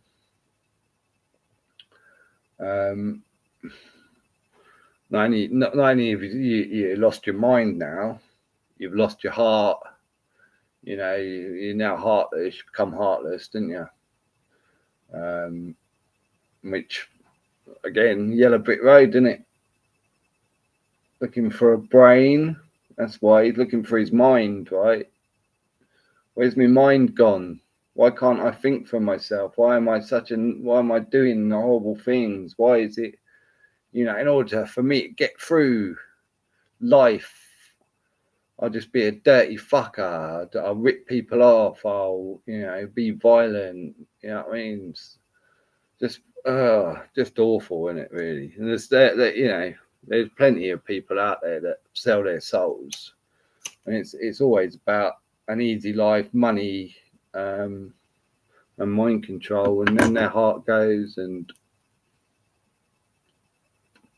I think once your mind and your heart go, eventually, you know, they expose themselves as people like that tend to, you know, when you're going in like a bull in a china shop, is, you know, you might just yeah, and it's probably anger at yourself because you don't know who you are, and fucking all of a sudden you're in this world and you've been mind controlled to, you just fuck up in it, man. That's why people should like that. Don't accept people, whatever they're fucking saying. Stop accepting any of it, right? If you ain't worked it out for yourself, don't accept it. If you're not sitting there going, yeah, right, I've looked into this and bam, bam, bam, bam, bam, this is why it makes sense, 100%, right? And don't accept it, innit? Because it's mind control otherwise, isn't it? Doesn't matter what topic, doesn't matter who's saying it. Yeah, it's you know, fucking just don't let them do it. They're all institutions. You know, every part of it. These people, like from the top, the players. You know, it's what they do. You know, they can buy what they want because they control the money. And the money doesn't even backed by nothing. Not that it mattered really, but it has a big effect on us because now we're going, fuck me. Nobody can afford to put a house over their head soon. What a great way humanity's going, right? In reality, that's where it's going, isn't it? Like there's you know, the monetary system could never last. There's no way they're going to let it get to the point where everybody can't even afford rent. Right? Can't even afford rent now. And who owns all the houses? Well, there is none now because nobody could afford to rent them, so they've all gone. Right? You know what I mean? So yeah, it's ridiculously stupid. And now they're even talking. They don't talk billions now. It was millions. You remember back in the 80s where the millionaires and fucking millionaire, wow. Then it's billionaires, right? And that's a lot of millions, right? So you got a lot of millions now, but they're billionaires. There's fucking loads of them about now, right? But now they're talking trillions, right? You know, you're seeing trillions. Oh, they're spending $1 trillion and just trillions, right? And it's going, okay, right. So, and what's the average wage? 30 grand. Right, wait a minute. Wait, wait. This is gonna get really fucking stupid soon, isn't it? Like it's already got there, everyone can see it. Like a house is, I mean, an average house here is like, I don't know. I'm thinking, I mean, it was 300,000, but I'm thinking, how long ago was that I looked? Anyway, well unaffordable for pretty much anyone, unless you know you bought it fucking X amount of years ago, innit? Before it turned into 300,000. But even those people who bought it X amount of years ago now are struggling like to pay it because they're sticking the rates up and then they're sticking the bills up and they're fining you left, right, and centre. They're slowing you down, so you got less time. You know what I mean? So now your journeys, they're making everybody hit the roads at the same time to ensure that fucking keep them in the car for as long as possible. Make them do at least an 8-hour day. You know what I mean? I mean, how many people have to travel like 5 miles, say, right, and it takes them an hour? You know what I mean? But they're so used to now just losing an extra hour's sleep, right? They're so used to it and they expect it. So they leave an hour earlier to do a 5-mile drive, 5-minute drive, right? You know what I mean? And yeah, 2 hours of their day now is sitting there numbing the fuck out in it, listening to whatever music, or now they've got podcasts. Casting what? Pods? Don't know, man. But you're just like, wow. Shocked, innit? Like, and nobody seems to notice these things. And you're just sitting in traffic, like, and even the school kids are just being controlled to find it's a norm, right? It's a norm. They're going to school. Come on, kids. Yeah, I know you don't start till 8:30, but we got to leave at 7:30 so we can get you there, right? And then I've got to try and find a parking space. And then if they're picking their kids up, they have to waste another, I don't know how long it takes. Like, I see a lot of cars. They fucking make the roads dangerous as fuck, right? All these cars just piled up outside schools, innit? And I think, how long does it take them? Because and that's obviously when the traffic just gets mental, right? You try not to. The school traffic starts in it, and then the work traffic all comes out about an hour, 2 hours later, and bang, It's like fucking gridlock everywhere, and it's like so stupid. Isn't it? And people don't see that it's to keep you occupied, isn't it? You're in your car, you're in work, but now I only work 8 hours a day, yeah, but 10 hours of your day, or 2 hours of your sleep, or you know what I mean? It's sitting in that car, mate, just trying to get there, innit, and get back. You know what I mean? Same with school, yeah, but you go to school for X amount of hours, but you know, an hour or half hour. Fucking then you're getting ready in the morning. That's another, you know, everything's rush. Another hour if you're lucky, maybe half an hour. And when you add all these hours up, it's all dedicated to do rushing to do your whole life. Normally, things you fucking don't, you know, you'd never be going, yay. If there's no such thing as money and we just looked after each other, I would still be rushing off at 7:30 in the morning and sitting in that traffic and going to that place because I love it so much and I love sitting in the traffic and what a great way to spend my life. Yeah, so even if there's no money, that's what I'll be doing on Monday to Friday. You would no fucking way, right?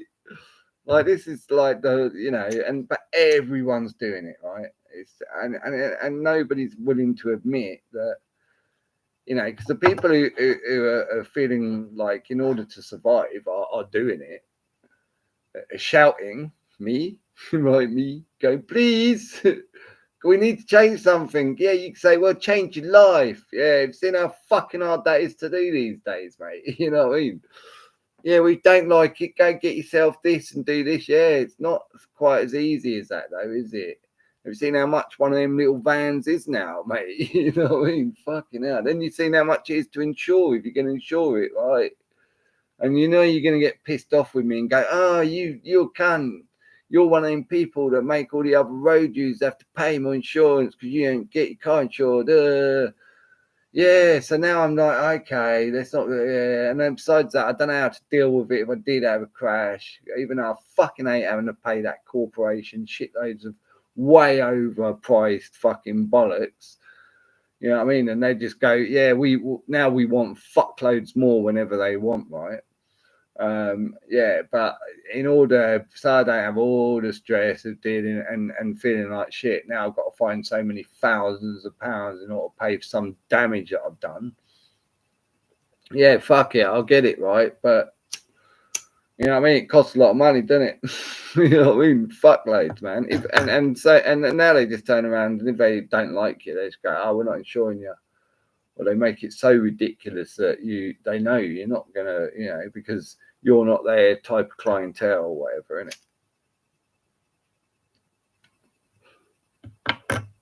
Fucking arseholes, man. But yeah, so you're just going, right, I'm just trying to survive. What's the point in going anywhere now in theory, innit? Because it's all about fucking hit the fan. But it's a shame that humanity itself is still like so fucking asleep about it. I mean, there's a guy I was speaking to today, and he's the same mechanic that I've spoken about before. And he's a real nice guy. And he knows, you know, he knows the world isn't right.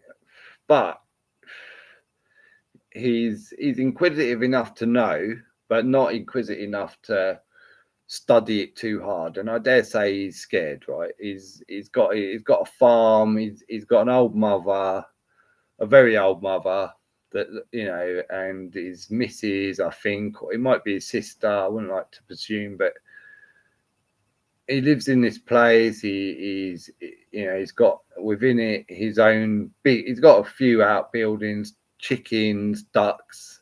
So you imagine we're talking about chickens, right? And he's saying, yeah, they're saying that we have to register our chickens and all of this, right? But yeah, very nice guy. And he's got a nice, you know, he's got a little place out in the middle of nowhere, sort of kind of farmhouse, I'd say. That is one of the buildings he's turned into his garage and just fixes cars. The woman there, you know, answers a phone. The house is where mum lives. They go there literally closes up and goes to lunch every day. You know, the pair of them do with the mum. But nice people, right? But he's awake, but he's not deeply. And he's the one who thought, you know, was going to vote. I think he did. I don't know whether I put him off. I hope so. But on the day, he was telling me how, you know, reform. Yeah, you know, reform. Yeah, and I had to explain to him, you know, about the secretary of reform being Nathan Rothschild's father-in-law.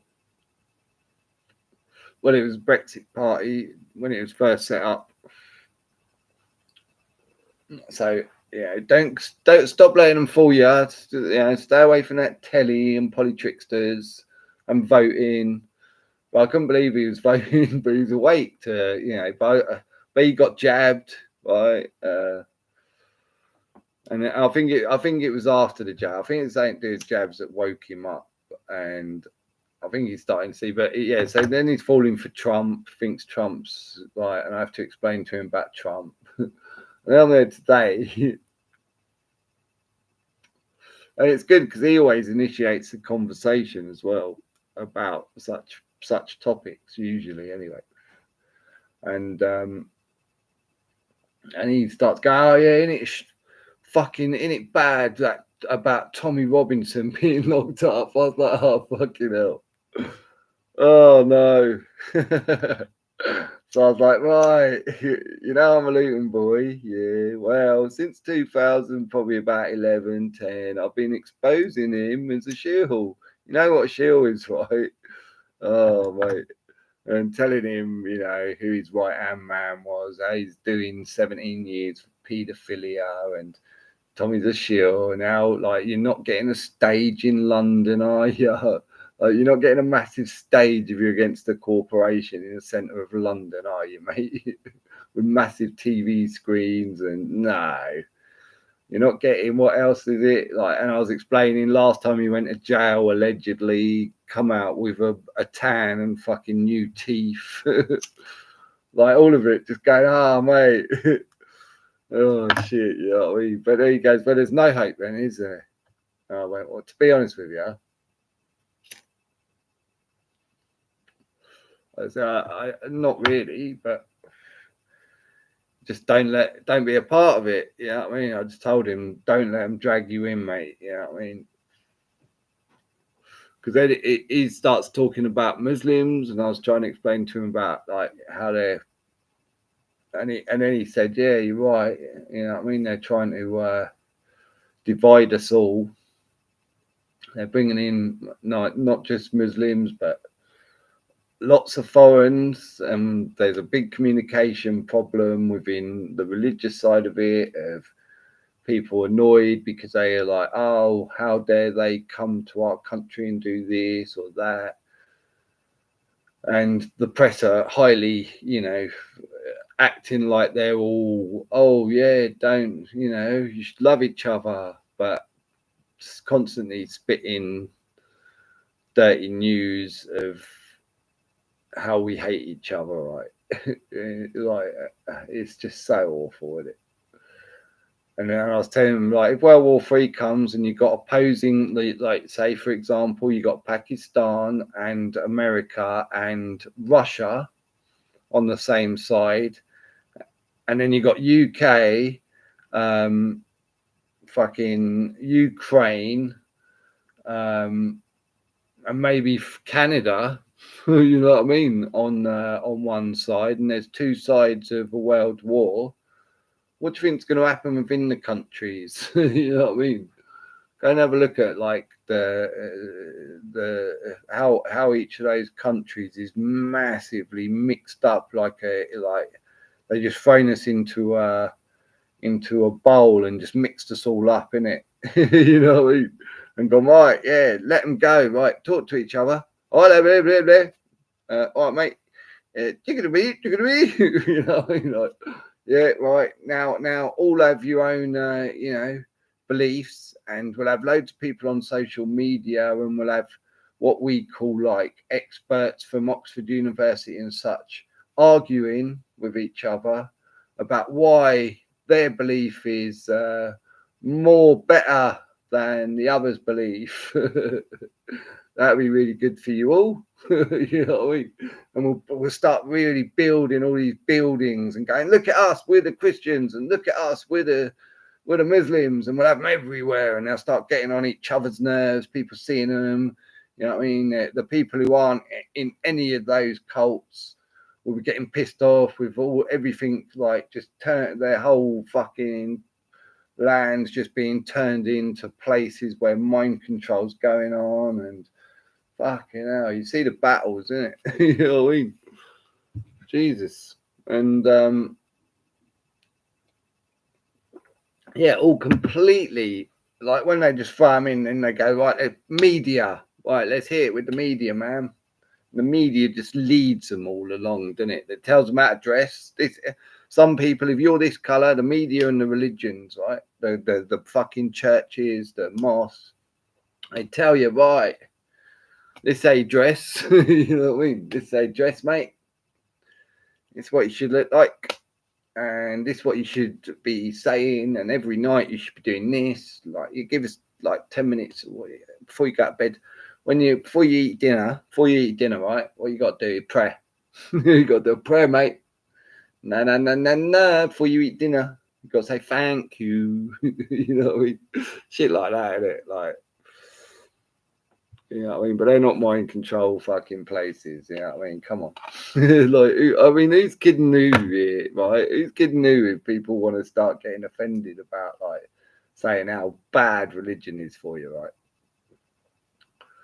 Any cult, just like everyone needs to just be themselves and start working things out, because like it's not all about having the answers. Sometimes it's better not to, right? You know what I mean? You don't need to know all the answers. Sometimes it's better to go, yay, fucking life. You know what I mean? Wait, right, okay, so well, we've got this chance. What are we going to be? You know what I mean? How are we going to turn out in ourselves? Right? Are we going to care the fuck about things and walk along and be, you know, all the humans are smiling. Actually, look at that. All the lambs are smiling. All the fucking cows are smiling. Everything. Look at the birds are singing a song, man, everywhere we go.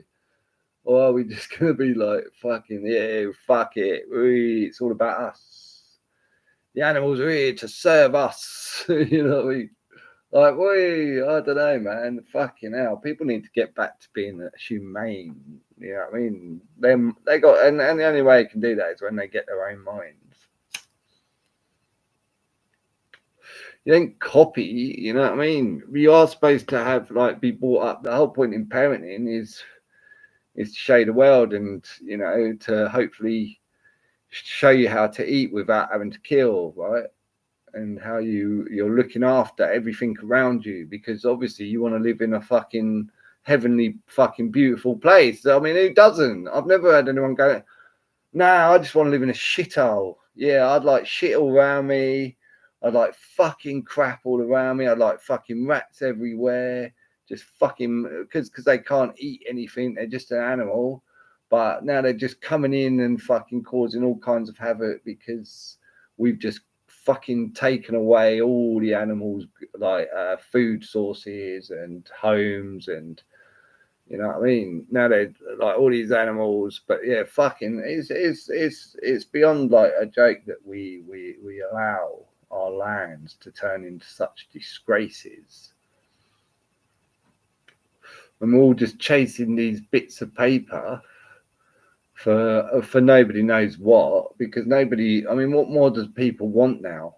You know what I mean, we'll stop going to the next best thing, and when is it you stop, innit, and go, actually, yeah, got enough now. Actually, yeah, there's no point in getting another telly. I'm bored of taking it off the wall for the next biggest size or the next latest one. You know what I mean? Just keep everything as it is now, right? That's fine. Central heating's fine, yeah, nice in the winter. But open fire better, yay. Let's just do open fires in the front room so we can all sit round, do a big open fire, and we'll make evenings like where we tell stories. You know what I mean? Like, fucking hell. Get rid of the telly. get rid of it. You don't need it. You know what I mean? I would say, yeah, well, if you want to keep telly, but now we'll have rules, but then rules like, but we want to, can't have people just controlling people's minds for it. So it's probably too dangerous, you'd have to say, wouldn't you, telly? Like that technology is too dangerous, man. Why would you have something that's so dangerous in your world, isn't it? You're better off just going, no, it's too dangerous. Right, rather than go, but I couldn't give up me telly. What would I do on an evening? I'll tell you what you do. You'd be around people that you love. You'd be people you could trust more than anything, right? Because love can never really be built without fucking trust. And I think that's a big miss by people. And you got to be very fortunate to stay in a relationship for years and years and years. And just constantly build that trust, right? And be lucky enough in the first place to find that trust with someone you commit to within fucking a very small amount of time without really knowing who they are, isn't it? Hence so many fucking, because they're pushed that way. Whereas obviously once upon a time, you know what I mean? Once upon a time, you wouldn't all be going, all right, Jack, John, yeah, we know each other as kids. There's a big group of us, about 20, 30, 50 cousins. We all live in the same fucking place. We all go to the same school. We play together every night and we're solid and our parents all get on and they're all related or not, but they all get on, know each other, talk, work together, do things together all day and all night. And by the time I pick the one that, you know, I want to spend my life with, yeah, I've built the trust over from a child, from a baby, all the way up till I was fucking 19, 20, right? Now it's like, yeah, you're 19, 20, 21, 22, you find someone. Within 2 years, probably, you should probably think about, like, proposing, right? Probably actually, you know, these days, most people, I'm sure, over a certain age are looking to move in together if they're not already, right? And for some reason, for a week, 2 weeks, it's definitely they'd love my life. But I'd say 99% of those situations turn into them not being the loves of their life, and probably quite a high percentage turn into somehow being stuck with that love of the life it isn't anymore, mainly through financial, or it could be through violence, it could be through a lot of things. Why so many people jumped into some where it's all about trust. Oh, I can trust him, yeah, because in the first 2 years he, you know, I don't know that he's gone near another girl, certainly, you know. I mean, really? How do you know that? And then, boom, yeah, so now I can trust him.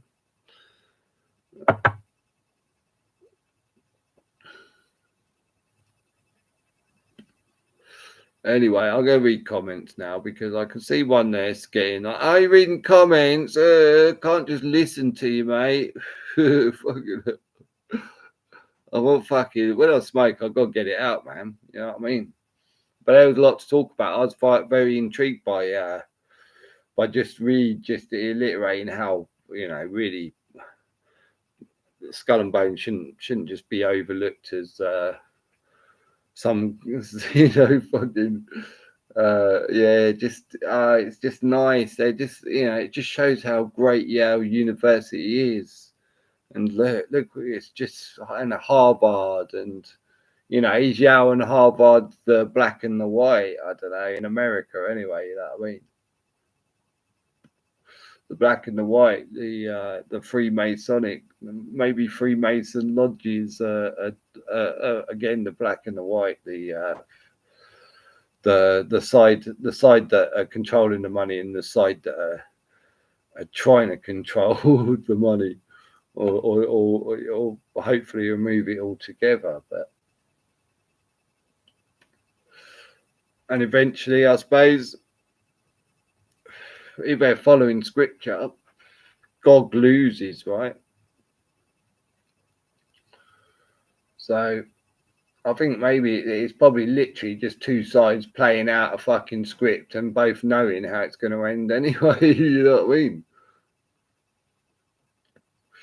It's literally what I think, and probably one hand controlling both sides as always.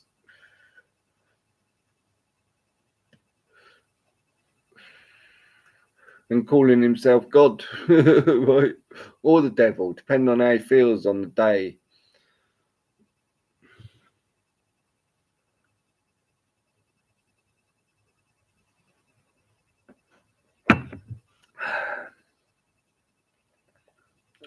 Or maybe he calls himself Jesus. You know what I mean? But I think mostly God, because that's every religion in it. Maybe not every, but it depends. I guess, you know, religion cult. Why call it religion? Why not just say every cult? I guess it wouldn't be every cult, but certainly it'd be a lot of cults. And a lot of cults within cults within cults within cults, isn't it? God.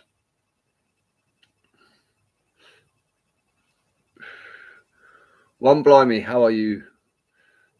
I'm in America now. Oh, nice. Don't know.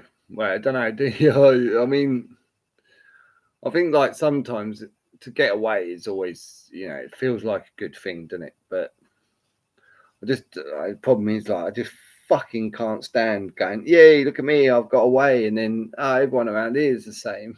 But I just can't understand what they're saying sometimes or whatever, isn't it? But in my town, certainly in a lot of areas around this now, it's very hard to. It's very common, should I say, to not be able to understand conversations that are going on around you. And it's no like there's no. The funny thing is like people don't feel rude doing it. Like you know, people like a lot of people that can speak both, but they decide whilst like you know, and I just think that's rude, isn't it? Like. You know, if I'd done that, if I could speak both in a country, and I was running a barber, say, and I was in a country, and my English mates were around, and we could all speak, or like, you know, whoever, somebody else from this country, if I was in their country, and everyone, like, people are sitting there, my customers, and I know they can only speak that language. Whilst I'm discussing with other people who speak my language, and speak that language, I'd be talking in that language, you know what I mean, all the time, because it's almost like people are whispering, isn't it? You know what I mean? Ah, you know, it's like, oh fuck's sake, man. But it's very common here, and I dare say it's common all over certainly over the countries that would be party to a World War III. Because I always say the World War III and the chaos comes from a civil war during a world war.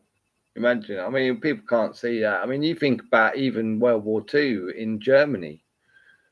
You're kind of looking at a civil war, aren't you? Dependent in a lot of Eastern European countries, when obviously the press was no doubt really hating and making people fear of the Jays, and the Jays, of course, would have been, you know, very probably paranoid everywhere they go because they don't know. Some people go, oh yeah, don't worry, you know, we know you're not, it's nothing to do you. And then some people are just like, oh, watch out, and making comments like to their children, stay away from him, he's a Jay. I read the newspaper today. You know what I mean? And pretty much causing a civil war where you know, and the people who were, say, the right, the people who were the dumbest, who were really sucked in by the news and thought that they were special and they're patriotic, would all follow the government, right, and do what the government said and go, right, it's law or it's legal. That he said we've all got to, you know, if we see a J, we've got to turn them in, we've got to tell them. And if we see a J without a badge on their coat, we got to tell them, right? And that was society. People were doing it, right? Both sides. one was scared shitless, and I'm in my town, but so many people hate me. Some people don't, but and some people can see through how disgusting this is, and some people are so into the press. And then, of course, they rehomed all the Jews people. You know what I mean? They rehomed them all in something that they planned in 1917. They planned it in 1917, and they're bold as fuck because they don't hide the fact. In fact, they even celebrated it on your TV screens in 2017. 100 years of the Balfour Declaration. Yay! How did you know that you was going to need to build Israel in 1948 based on that declaration, you fuckers? I mean, what was World War II a big agenda of? Getting Jays over to Israel. No fucking, I mean, if you can't see that, you're dumb. I mean, and you're a liar to yourself, innit? You're just a liar to yourself, man, if you can't see that. And a banker's name all over it, a contract with the British government, allegedly, right? With a fucking, the man who controls the monetary system, his name all over it. I mean, facts, right? Not fiction. Just that is enough. I mean, that fact in itself should be enough for everyone to go, fucking hell, right, that's it. Fuck this fucking government, their forces, their all of that. And if everyone done that, there'd be families going, right, oi, uncles, aunts, fucking cousins, brothers, sisters, mums, dads going, oi, John, get here, we're having a word.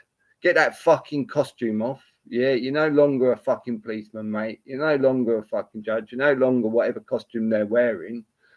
Yeah, well, no. We thought it too. We're not blaming you, mate. But yeah, it's really cynical what they've got you doing, especially. And unfortunately, yeah, we're not having that as part of our family, mate. You know what I mean? We got to get this family together, and obviously, yeah, bang. And I'm sure John would sit there and go, yeah, fucking hell, mate. Because, you know what I mean? Snap out of it, innit? All of you. That's what I'm saying, really. Fuck. So, but soon it's going to turn again. The authorities, you know what I mean? A massive divide now from the people and the authorities, man. If people can't see that and see that is exactly what it is, exactly what it's planned to be.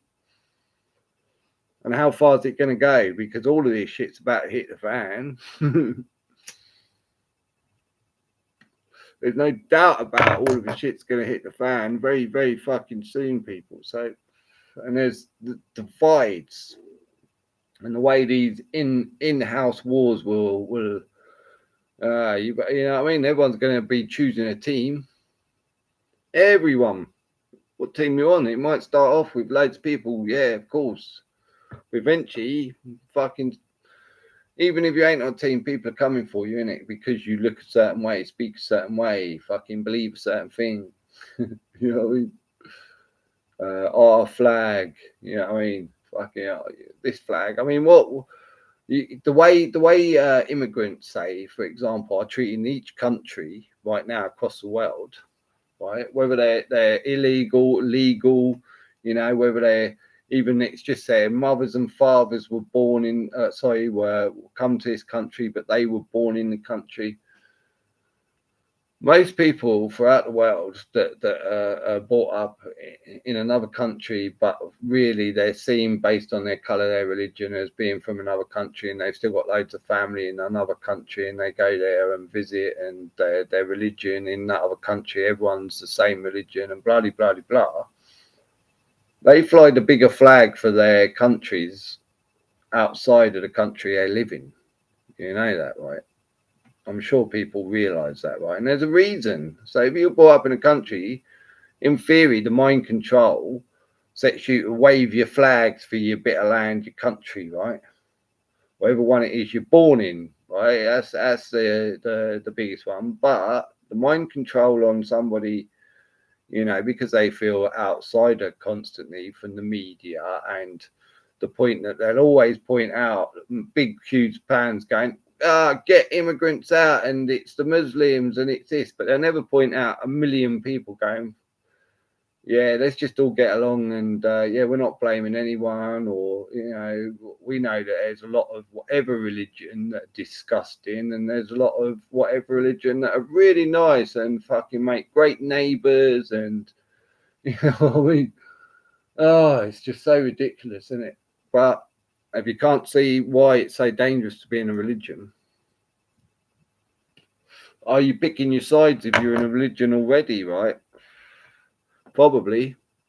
If you're in a religion, it's probably like the brotherhood, right? You just don't realise it because you are in it for life, isn't it? It is a life cult, just like the Skull and Bones is. I got coffee. So go and watch that video, first video, people, on the link. Go watch it, and share it. It's 1 minute.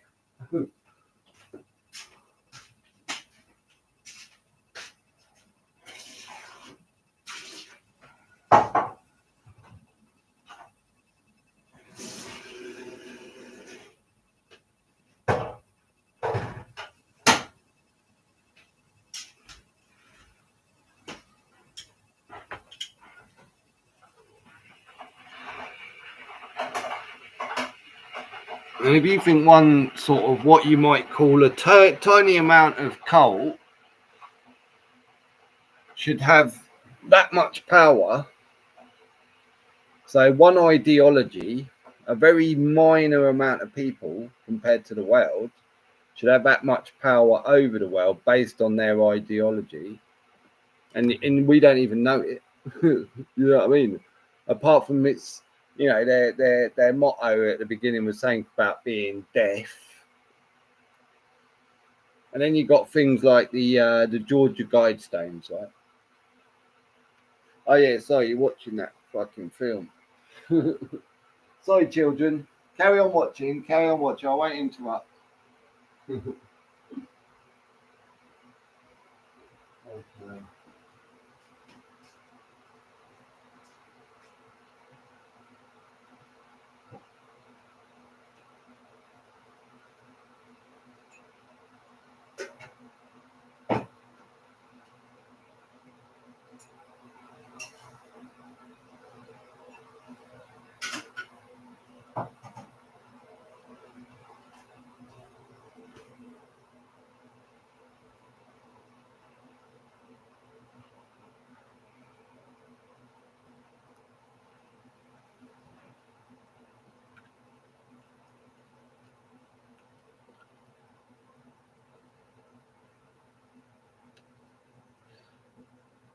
It's in the description. I could be top one. It's the first link in the description, and all the links are about people who want to just maybe figure out a bit more about Skull and Bones as much as you can, because you probably won't figure out much. They'll you might get a history and who's members that they want you to know, but above that, whatever else they're telling you, take with a pinch of salt, innit? But as I say, it's far, well, we know it's far deeper, don't we, than anywhere close to the fucking bollocks online or on a TV news channel.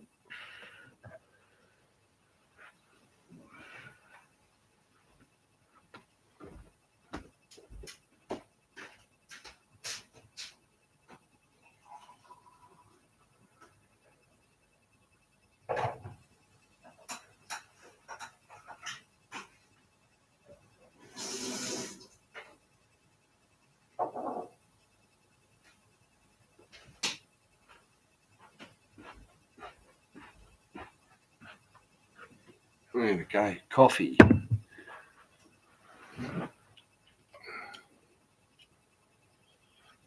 Where is Yao? I didn't look actually. Is it Florida? Tell me it's Florida. Just try to think now. Where's fucking Yao?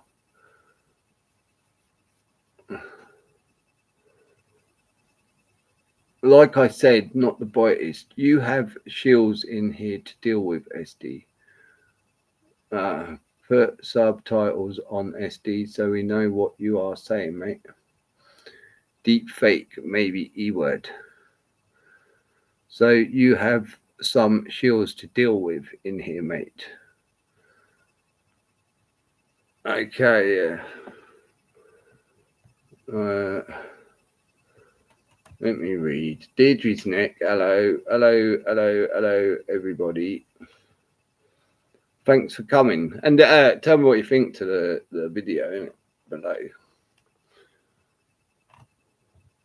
It's better with one less on the panel, SD. Well, there's no panel. But thanks for letting us know. Steve got beaten in the nick. What? Steve got beaten in the nick. He doesn't want to go back. He'll do whatever they say from now on. Steve got beaten in the nick. Oh, okay. I see. In the nick, yeah. I was like, what? In the nick? I was thinking neck. Is that supposed to be neck? Right, I got you. Yeah. Steve got beaten in the nick. He doesn't want to go back. He'll do whatever they say for now. And who's Steve? My videos on them. LOL medically. He's he's a fucking snitcher. Okay. I don't know who's the shills. For fuck's sake. I thought he would go back through the comments, bro. Was gonna skip up, but I'm waiting. Skin up, but I'm waiting. Oh dear. Yeah, I'm not waiting, but I'm obviously gonna skin up people. You know what I mean? Fucking hell. Been a long old week, long old day, long old hour, long, innit? You know what I mean? Fucking just, it's just so like, it's tiring, man. It's tiring being in this world today, isn't it? You're just going, fucking hell, like how much longer do you have to like just do this fucking shit? It's almost like I'm trying to sprint and fucking the world's going so slow, isn't it? Like, hurry up, let's get to the point. Just stop all this bollocks, isn't it? Of fucking arseholes. It's really what it is, isn't it? Whether it's a shit on the ear, you know what I mean, just an arsehole on the ear, isn't it? Or a fucking somebody you see out and he's just being an arsehole for the point of being an arsehole, or just arseholes everywhere, man. It's like, oh, fuck's sake, what? How'd you get them to see what they're doing? How'd you get them to look in the mirror, innit, and see what they've turned into? And why is it, even if he did, they wouldn't care? You know what I mean? They're still somehow, you know, sleep at night thinking they're the bee's knees or whatever, innit? And you think, fucking, what happened to a mind where they're so sick and they still fucking somehow think they're the bee's knees because they're so sick? I guess it's just a sick mind, isn't it? You know what I mean? I suppose it is. And I suppose at the same time, one thing they always taught you was, or the Bible or something. I don't know. I assume it's probably the Bible, because certainly you'll hear things that you should, you know, certainly probably in all the fucking religious bits, they do go, this is what you should be like. You know what I mean? What they say? They say fucking about, fuck, what was it? I can forget the fucking thing now. Wait, let's do the mirror, wasn't it? I say it, do the mirror. Sorry, I got like carried away with skin up and mine went boo again. Yeah, look in the mirror. They don't give a fuck still. They still think somehow. And I guess, you know, oh, that's it. I know. You can't judge, you know, it's up to us to judge people, is it? But it can still be inquisitive to fuck, you know, and the mind control, and you know, but you can't judge, because if you haven't walked in another man's shoes, that's what I mean. If you haven't walked in another man's shoes, you shouldn't judge them, because you don't know, like, and a lot of that is with the mind control, not just, and then there'll be, you know, so many people in this world now physically being abused, whether it's been hit, you know. Back in the day, they almost, again, they made it normal, didn't they? It was kind of normal to, even in schools, man, to use violence on a child, right? They just made it the norm, and it was almost a norm. A parent, I think, certainly in certain places around the world, was get your belt out. You know what I mean? A father, in order to get your child to be good at school, and you know, so he'll earn money, he's got to have discipline, right? And you get the belt out, whack, right? Fucking hell, man.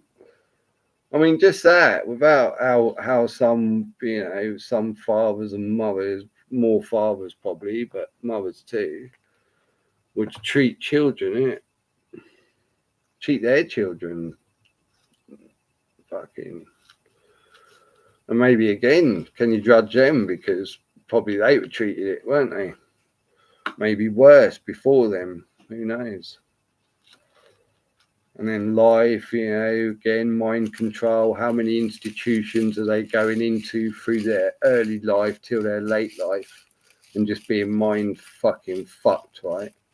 From now, what is it, nursery or whatever they call it these days? I think they call it. They go something before nursery now, don't they?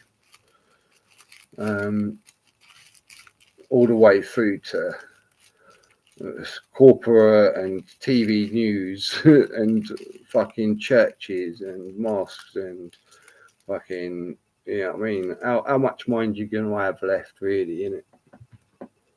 All the abuse and the mind control, man.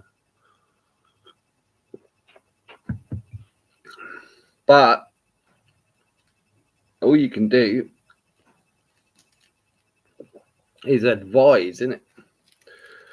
And try and get all the mindsets. Like, we've all got our fucking, you know what I mean, our fucked up ways or things we've done, you know what I mean? Just hopefully, I guess there's, you know, how bad have you been? But is there, you know, can you get back your heart and your fucking brain and your fucking courage, innit? Are you now able to do that? Probably most people, a lot of people, no way, innit? Like, because the only way you're going to do it is if people are able to forgive themselves. But like I've always said, I don't know how true you're ever going to be. Like, I think there's a certain point where there's no way you're going to be able to forgive yourself, sense, like in your own mind, with sense, for certain disgusting things you've done, innit?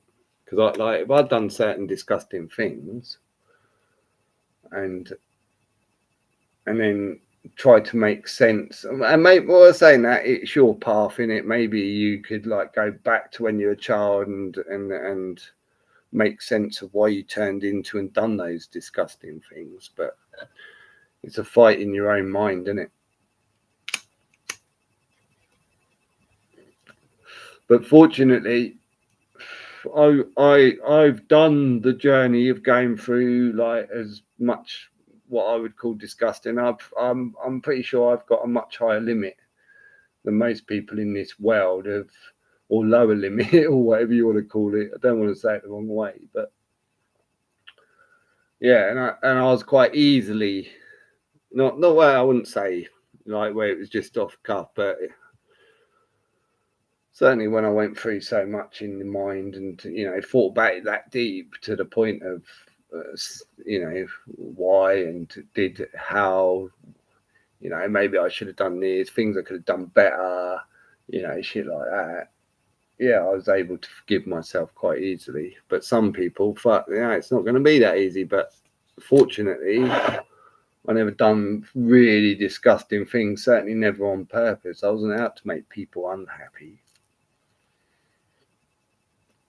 I used to be a joker, funny enough. You know what I mean? You wouldn't believe it now. Even I go, fuck, what happened to me, man? But the fun just drained out of me, innit? Like, just fucking this world. People just fucking ruined it, innit?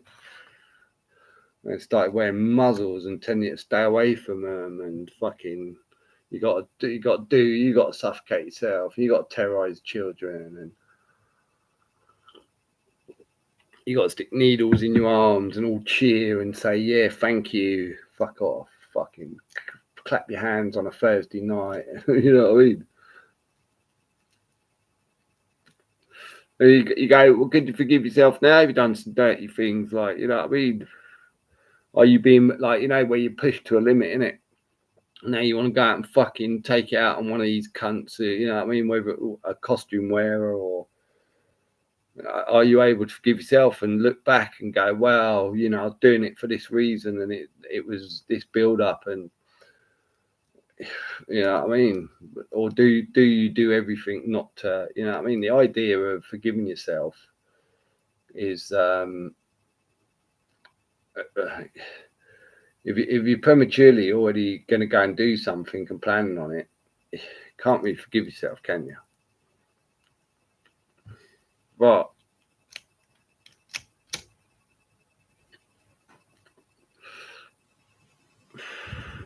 if it's in self-defense, and I think there'd be a fucking strong case for self-defense at the moment through anyone who's using a title or costume or badge or wig to tell you somehow that you're a naughty boy, and they're the ones who are going to decide what happens to you, and then the other ones are going to be the ones who are going to make sure that what I decide happens to you. You know what I mean? Like, and but the problem is, of course, the people couldn't be trusted just to be set free, could they? Not in the mindset they're in, and we know the only way they're going to know how to. The only way people, the mindset of the animal today of humanity, the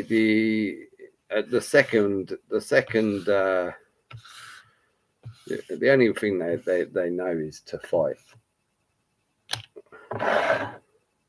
and most will run, but then most will, if you know they'll have to fight, and they'll just be fighting each other. But and we know they're all going to do that.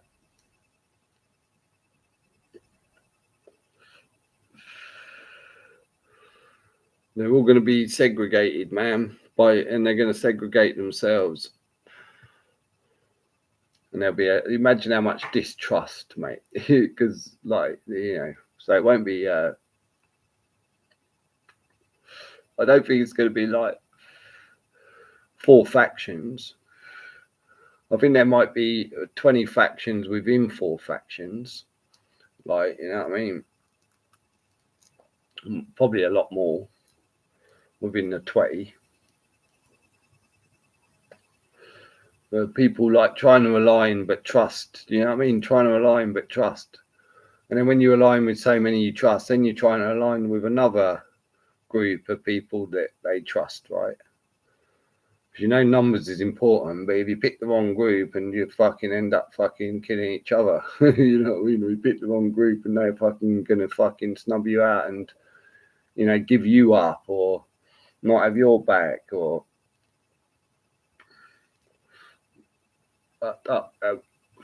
look how fucked. I mean, can you imagine how many people, like, man,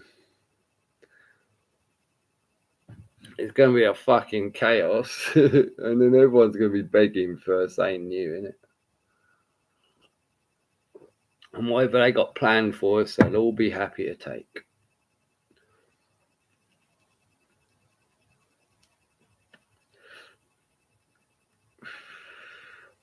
And there'll be higher echelons, more information fed. That's what a higher echelons is, really, isn't it?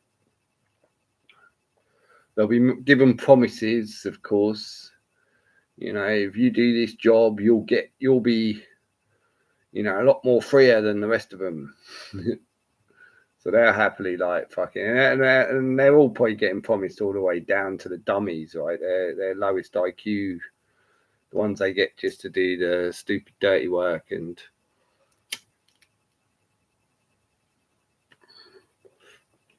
all on promises, right?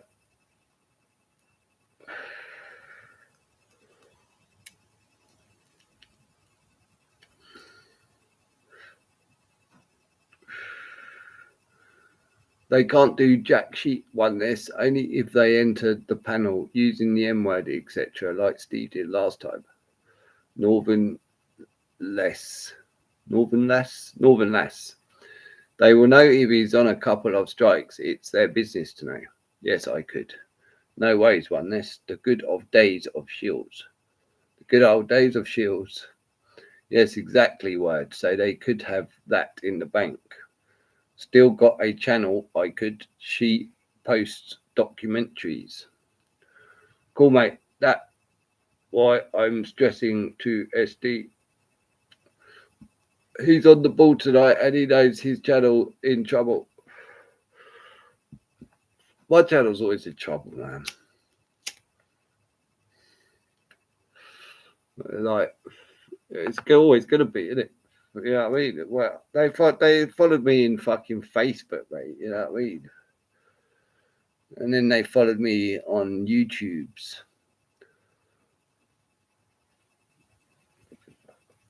But I speak to them more than I speak to an audience. You know what I mean? It's them that I'm speaking to, isn't it? Who else is listening that doesn't already know? You know what I mean?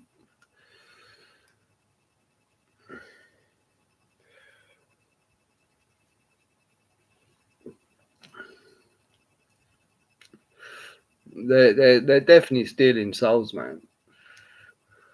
And I just think like the biggest fear of anyone should be, you know, not if you're fighting for money and fighting to live and fighting for this or that and this or that, but to do it, you're selling your soul.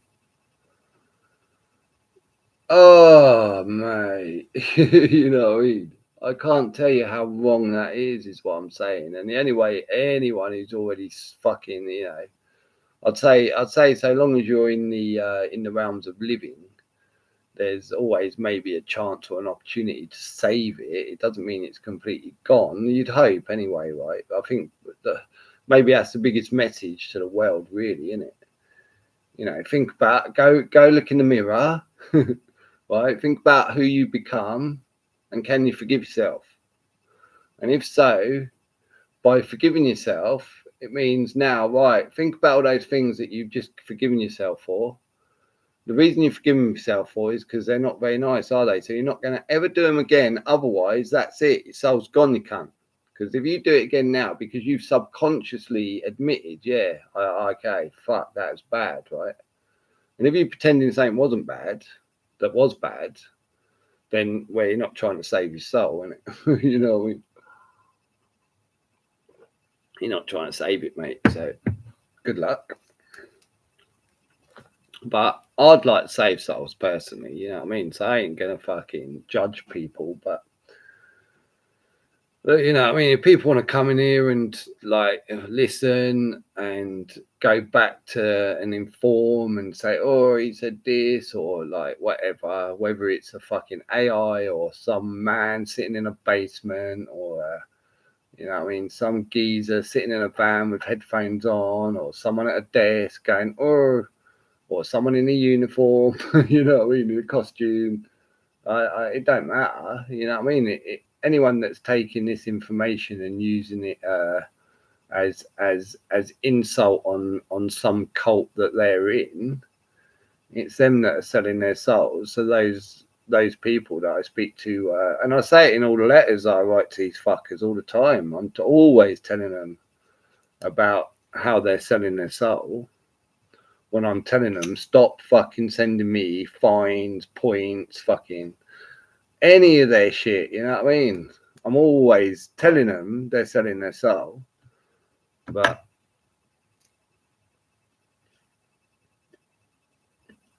when you're deep in the cult of civil servant service, which is a fucking cult, when you're deep in the fucking cult of civil service and you're walking around going, oh yeah, you know, telling everyone how proud you are because you work for the council or the fucking, oh, I'm a policeman, yeah, policeman, mate, yeah, don't worry, when we go down the pub, mate, if we get in trouble, I'll pull my card out, you know what I mean, a policeman, yeah, you know what I mean, yeah, the gang of police, mate, cult, you know what I mean, fucking massive cult, man.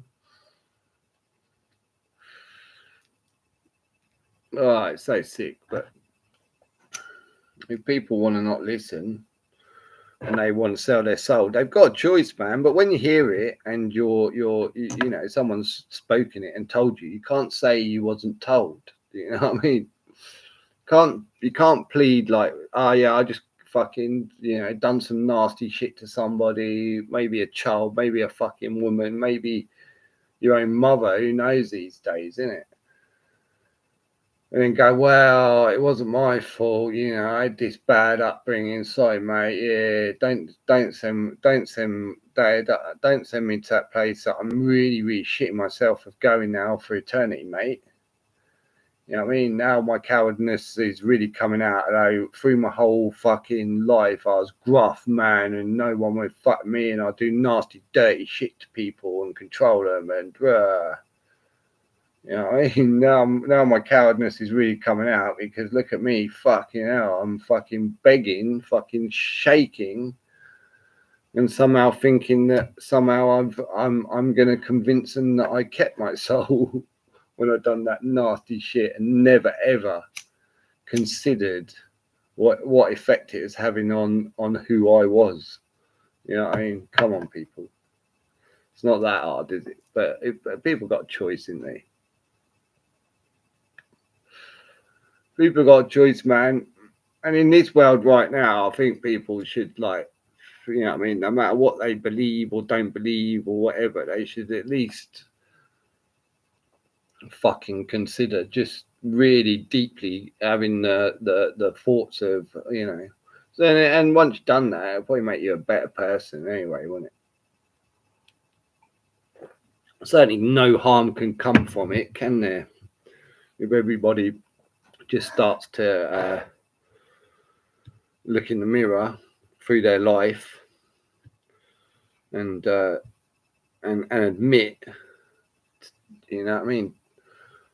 Okay, there might not be things you can do to mend things you've done to others in the past, but if you admit it and you deal with it in your own mind and accept that you've done it and it was nasty, and maybe consider why you done it and how you should have acted, maybe how things you could have done better or different, then maybe you've already got in your mind, say, but if anything like that happens again, already in your mind, you know how you deal with it, right? You know what I mean? It'd be nice. Hey, yeah, right. When this thing comes close, so yeah, I learned a lesson and I dealt with it.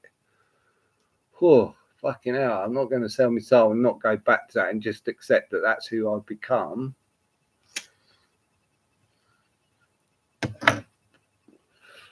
Each to their own, isn't it, man? It's each man on his own, man. As much as they think they've got a gang, most people these days, a group, a cult, a load of people who are all like blah, blah, blah.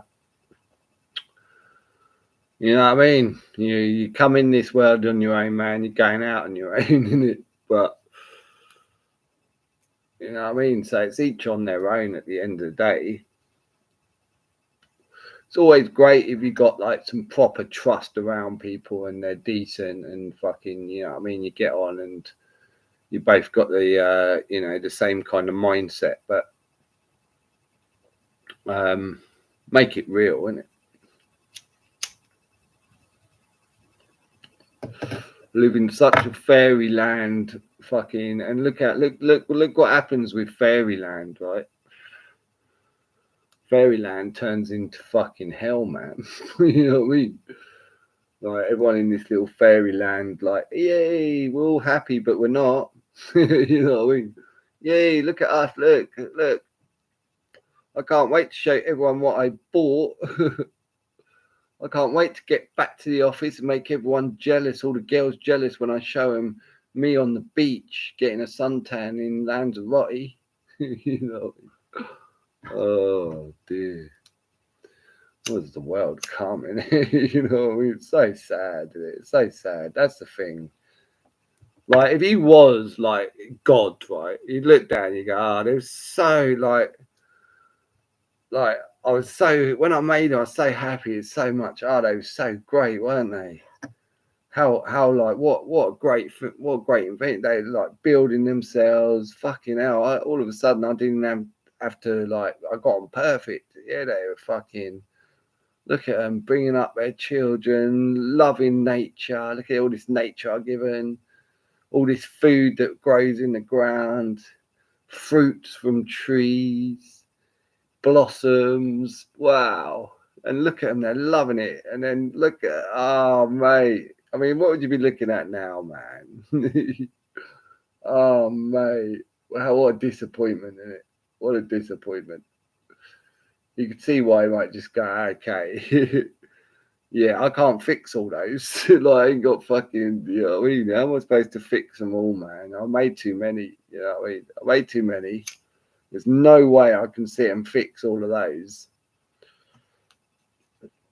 Pick them all up, fucking rewire, you know what I mean? Fucking hell, mate. Now look what they're doing, man. They make me sad every day watching them. It's and actually they're scaring the cat and fucking, you know what I mean? So I see they go, fuck, I had a lovely life. All my animals and all my family. We love watching the little invention. It's all lovey-dovey. Now it's like no one, we all fucking like can't believe such things. Bloody hell. Even the animals are fucking killing each other. Humanity. Sorry, animals. Sorry. But God's probably apologising to all the animals.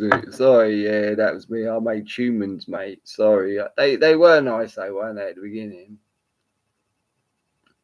You see what I was going for. But yeah, wow.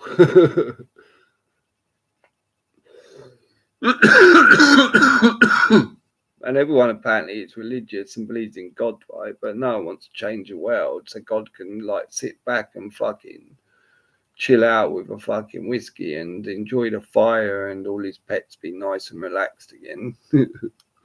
Man, it's like, come on.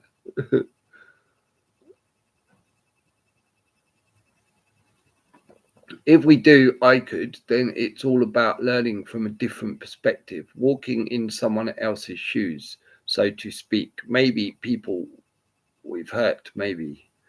Billy has had an episode. Who's Billy? Is that for reals? How you doing, Rum and Mama? Who's Billy?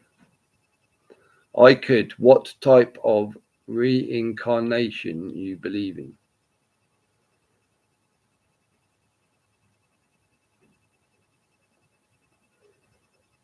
I think, like, you know, it's probably like really saving your soul, isn't it?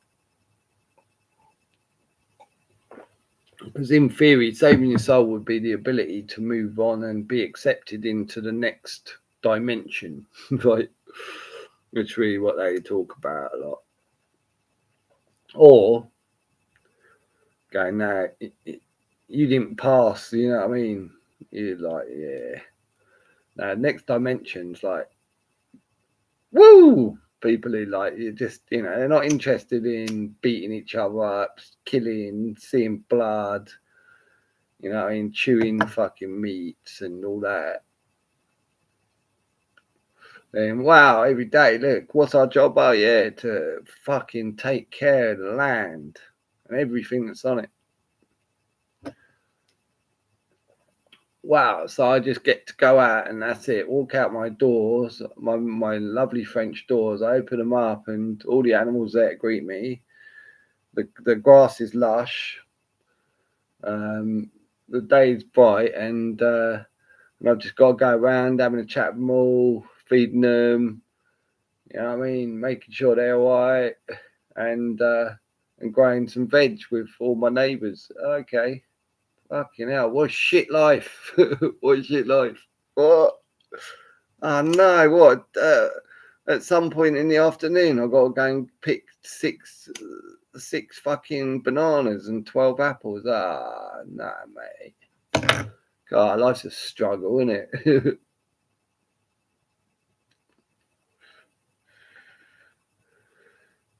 Watch out, SD. Fucking bleating it, mate. I want this. You know what I mean? I ain't watching it out, mate. Like, why would I watch out? Just because they're on a live. Of course they're live. Of course they listen to the videos. But you know what are you doing on YouTube if you're like fucking trying to hide? You know what I mean? Yeah, to do YouTube videos, but fuck me, I get banned all the time, mate. I mean, like since 2012, I've been fucking nothing but harassed by these motherfuckers. And that's fucking online and in real life, isn't it? Yeah, fucking all for just like talking facts about, and that was it. Just facts, just telling people facts and backing them up, innit? All for just telling people facts and backing them up. But what do you expect from people who've sold their souls? And the majority have, right? The majority have, man. And I think, like, by stealing souls, like 2020 was a big fucking play in that. I'm not joking, you people. 2020 was a massive play in stealing souls. Because that's all I saw that was happening. Well, that's all I fucking saw that was happening. Now, how many people are reflecting on 2020, right? Now, during my time of 2020, I saw the majority, 99%, I'd say, of people that I saw were wearing a muzzle. Like 99% of people that I saw wearing a muzzle, right? At some point, right? So that's a lot of people who've got a soul search in it. And how many people are looking back and going, fuck, what did I do? You know, but not rather than like just that, oh, I was fooled and fuck government. They done it. It's their fault. You know what I mean? Like actually like soul searched within themselves and what they became that year and why is it that they are how is it? I think that's the biggest question they got to ask themselves, isn't it? How is it they turned so disgusting and nasty and without even considering it, the effect it was having on children more than anything, let alone a lot of other people. You know what I mean?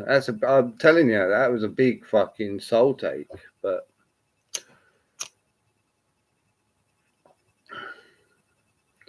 even if you go, okay, well, if in all their life they were just nothing but nice and good, but during 2020 they turned into fucking absolute child fucking terrorists, then do they deserve to sell their soul? And maybe you're saying, okay, well, I'm sure it's not up to me to judge that, but maybe, yeah, that would just be looked at a clink in the chain. You know what I mean? They go, oh, yeah, but, you know, did you learn from that? And they'll probably say, yeah, it's fucking out. Don't believe it. I was always nice during my whole life and even after. Like, but then, you know, most people have got, you know, some baggage, isn't they? Because life is purposely there to put this baggage on your soul, I'm sure, It's there to make people greedy, right? I mean, the 10 Commandments in it, but don't fucking be greedy. Don't be, oh, I've got to have this to impress everyone, is what greedy is. And I've got to have more than everyone else, and be like, look at me. Yeah, oh, you're all like eating shit and nothing. But look at me, I'm fat. You know what I mean? Look at me. Yeah, I'm all right off. You know what I mean? But I'm just fat because I eat loads, and everyone else around me, don't be greedy, right? Don't want fucking loads and loads and loads of stuff just because of it. Not saying, hey, if they're saying that you really enjoying life, you know what I mean? But it's not about how many fucking shitty things you've got, is it? Oh, it's so hard, isn't it? It's like teaching children. When I like, you know, like I say, the audience I talk to are the people that fucking oneness is paranoid about, right?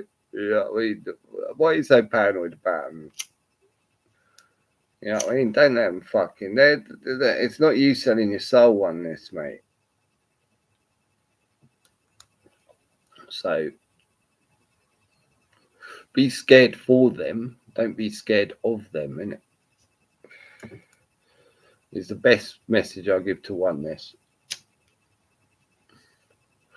Well, unfortunately, yeah, it'd be nice if you could have a place where you could have a chat and, you know, not have people purposely infiltrating it to try and send it different ways.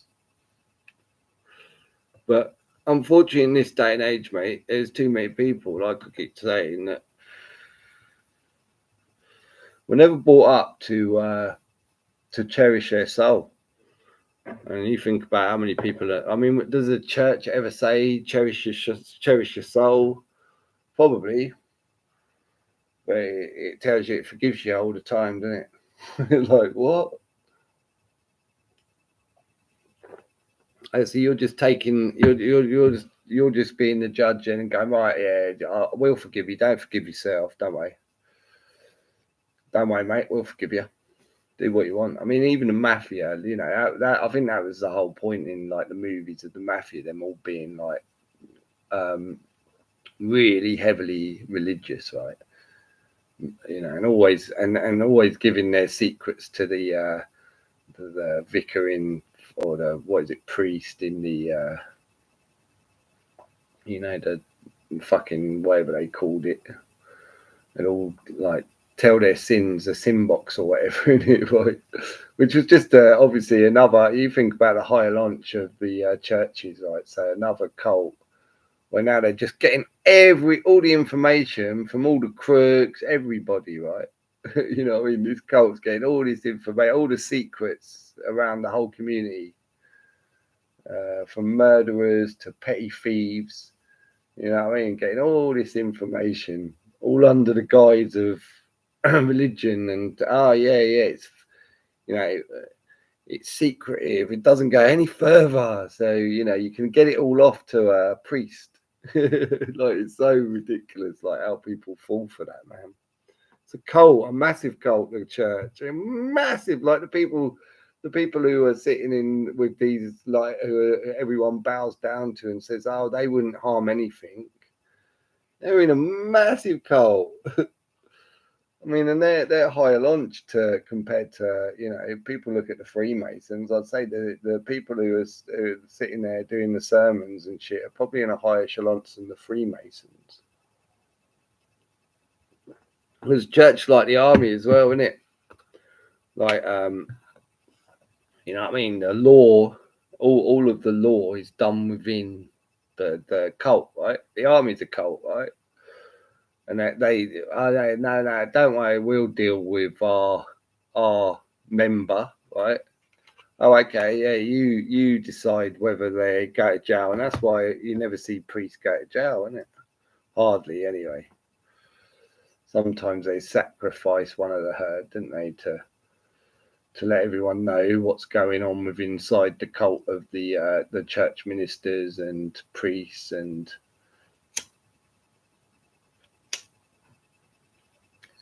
same in every religion, but If we all ignore it and go, oh, but it's part of me, and da la la, you're ruining my dream, then we're all fucked, right? Think for yourself. There's a much bigger world than what they're telling you, man. Inside your own mind, you know what I mean? Don't need to be fucking in theirs. Go figure out your better fucking opportunity, innit, than what they're selling you. Yeah, that's what I say, innit? Figure out your better opportunity than what they're selling you in these places, right? And certainly think about how you can make it better whilst you're here, right? You know what I mean? Whilst you're on this place, in this one, you know what I mean? Whatever you want to call it. Because obviously death isn't, it's just going to another place, isn't it? Right, really? That hasn't got so many arseholes. And apparently all the arseholes think they're going to this other place where there's no arseholes. It's really funny, isn't it? We're all going to this place where there's no arseholes. Yay, I'm just going to go and fucking slash that man or fucking shoot that bird, or, you know what I mean? I'm just going, yeah. And then tomorrow, fucking what? Like, I mean, anyone can see that there's no sense in that thought, right? Honestly, man, there is no sense in that thought.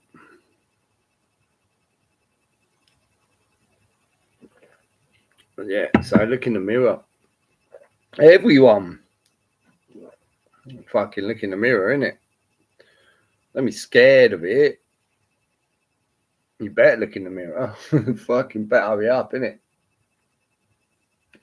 Mirror, mirror on the wall, who's the fairest of them all? You know what I mean? Oh, mate.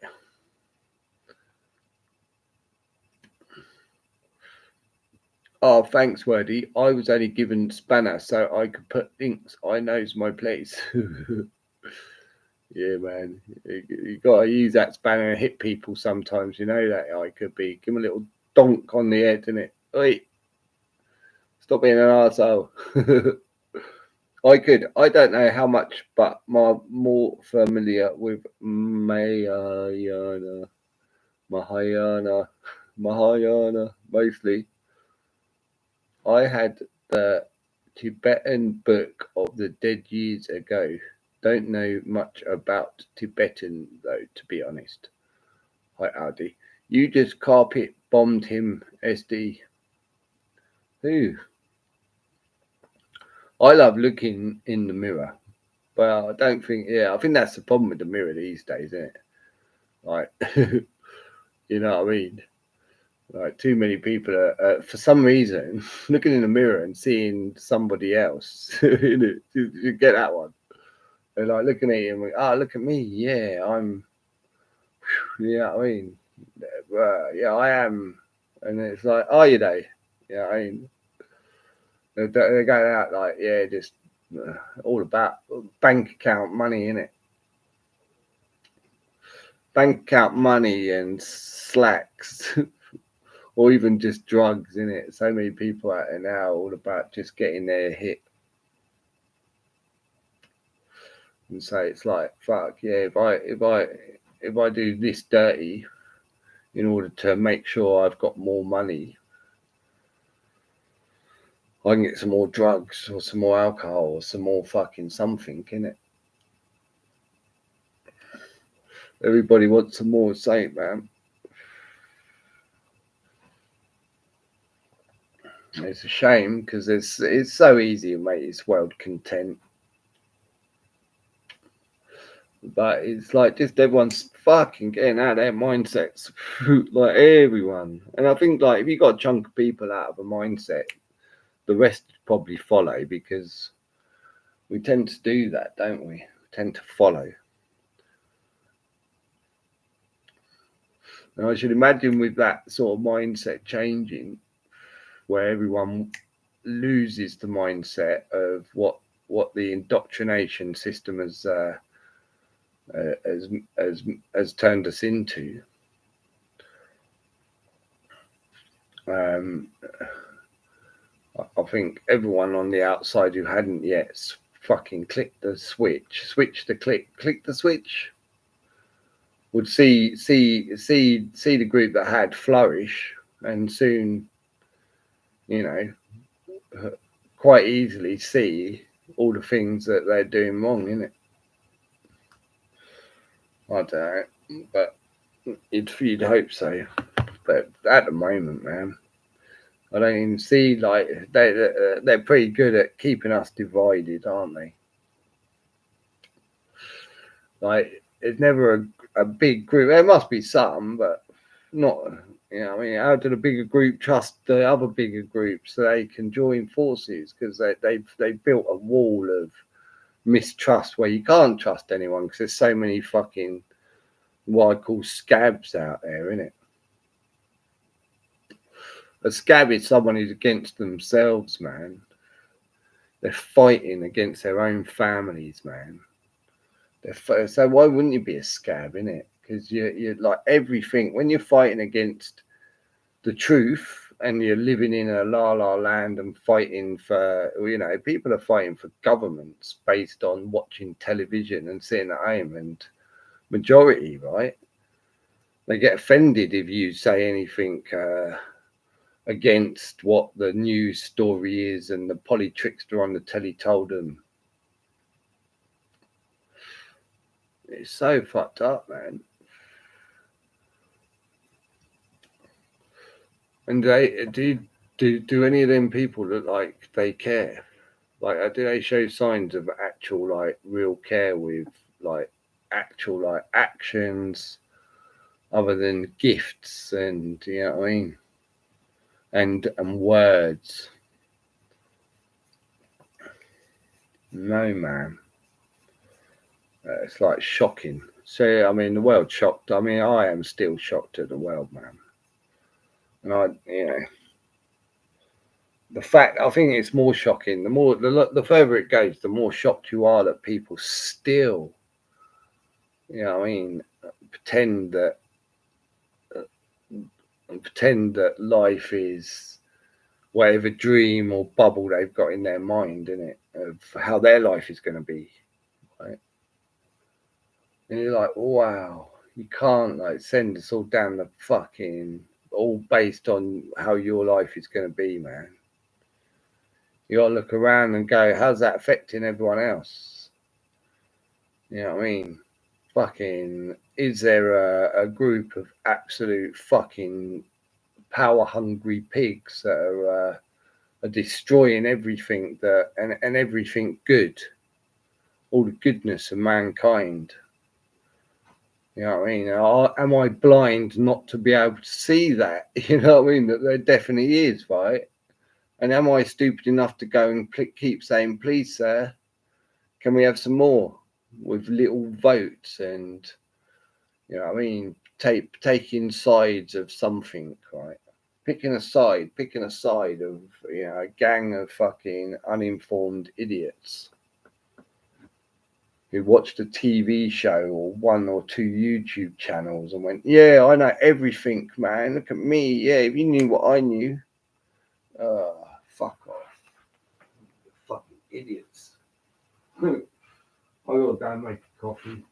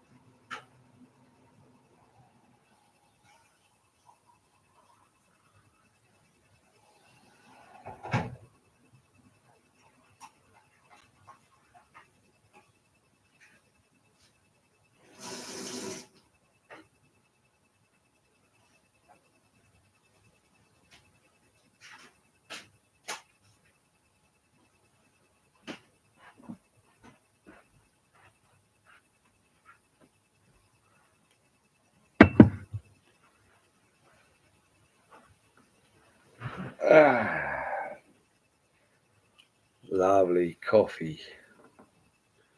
Ching. Now I reveal my full identity. It's full ching. Full ching. Felching. Oh no. No, Richard. You bastard. Oh no. I can't believe I fell for that. Fucking bastard. I started at Ching. Should have just carried on, should I? I'll never forget that VK message, D.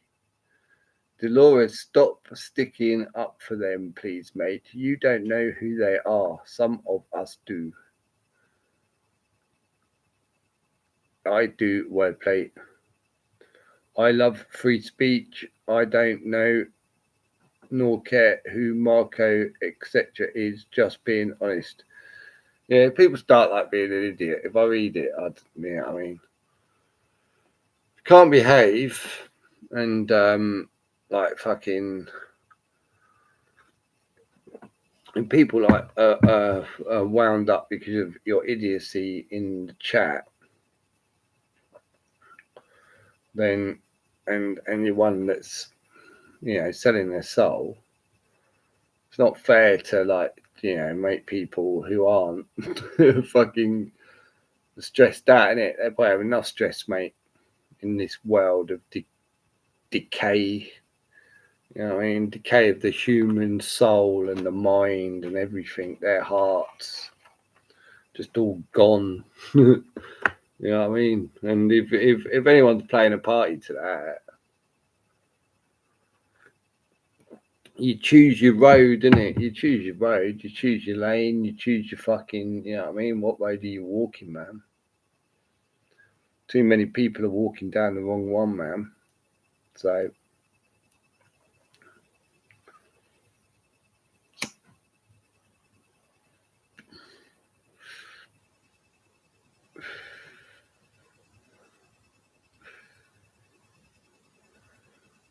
don't let them offend you one this, if you can, mate. Just feel for them, innit? You know what I mean? Just feel for them, man. Go, okay, well, yeah, you're doing it every day anyway, innit? Just going around, people going, fucking hell. There's no hope for that one. You know what I mean? All these people, you're just going, fuck, there's no hope for that one, innit? But then there's some, obviously, a lot, hopefully, that are decent, aren't they? I've got a lot of clients. I obviously tend to moan about, you tend to talk about the bad clients or the bad. People tend to talk about the bad comments, bad this, bad that, more than they ever talk about the good, innit? So I hope I talk a lot about my good clients. And it's just respect more than anything. They show respect. I show them respect. You know what I mean? We converse. We're not like, shut down fucking robots.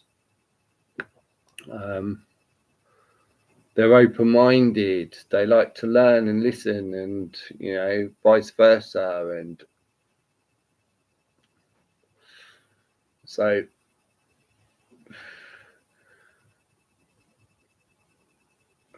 you think, you just get an idea, don't you? It's kind of like some people don't need to know their background to know that they, their background somehow has brought them to a point where they're decent people. So whatever it is, they've dealt with probably a lot of hardships through life, whatever they might be, but they haven't, allowed that to break who they are, right? Like, and turn them from fucking good into evil. I guess every pain is a hurdle, isn't it, from good and evil. But when you come across a lot of these people, because you meet so many different people and get to know them to only a small amount, you don't get to know them. But I'm trying to change that, but it's so hard in this world. You know what I mean? Trying to get where you can get people social. You know what I mean? But I just feel, it's going to be like, you'd think it'd be like easy, wouldn't you?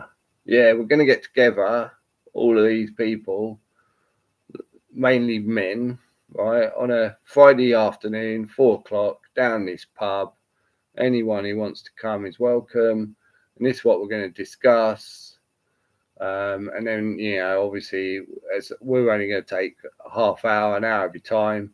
We'll buy you a beer as you come in. You know what I mean? And then we'll have a chat if you want to stay behind.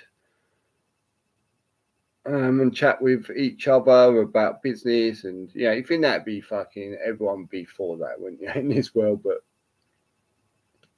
I got a feeling, although I haven't asked yet, I think I'm going to be surprised. Well, actually, I don't think I'm going to be surprised, but that there's no interest. You know what I mean? And then I'm thinking, what's the point? Because I'm probably going to lose my driving license. That's my job. So I think, what's the point in setting anything fucking up at the moment here? While I got these thugs all over me, just purposely trying to constantly ruin my life, right? And that's exactly, no matter how people want to like stick up for them, or that's exactly what they're doing. And problem is, I know that in theory they're doing it to pretty much everybody, and they really are. But to me, they're just a tighter screw, innit? You know what I mean? They're tightening the screws all over me because I won't obey. I won't be their bitch. They're nothing to do with me, but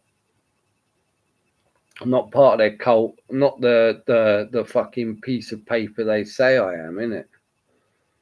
And it's so frustrating, man. And it's the rest of the people that keep me tied to it. You know what I mean? Keep these cunts on me, man. Fucking, so it's hard, isn't it, when you're seeing all these people doing it to you and somehow trying to go, oh yeah, love you. You know what I mean? Isn't it? It's fucking hard.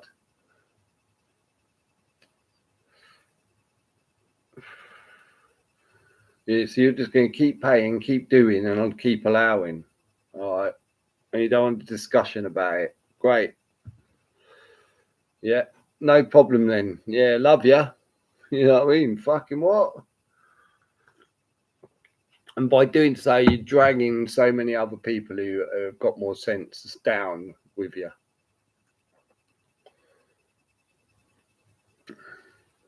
Well, put the footy on, innit? I don't want to listen. Go put the footy on.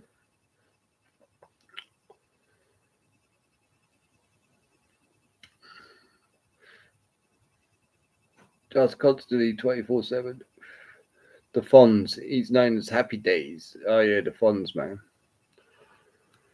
So I think like you should all copy and paste fucking all of the links and share them, but share the fucking top one first, and then put all the links in the description or in the chat, and let people fucking make up their own minds, innit? If they bother to take the time to look. Because I'm going to be deleting this, so there's no point in sharing this.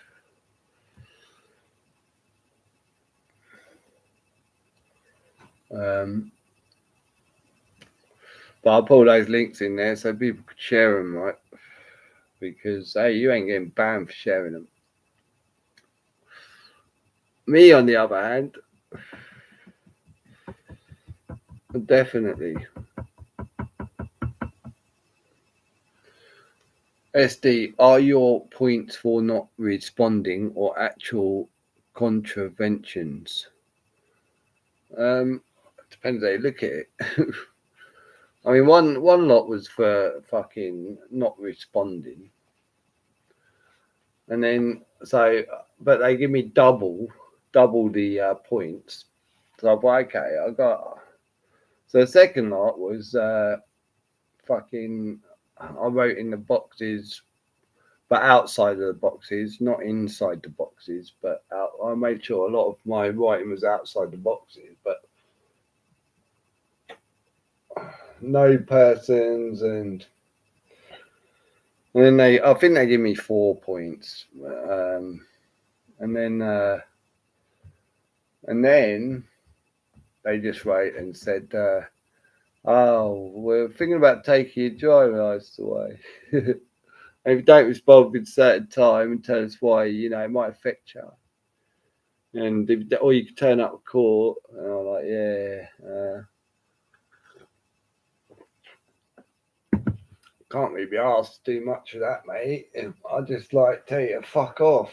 And so I've kind of like,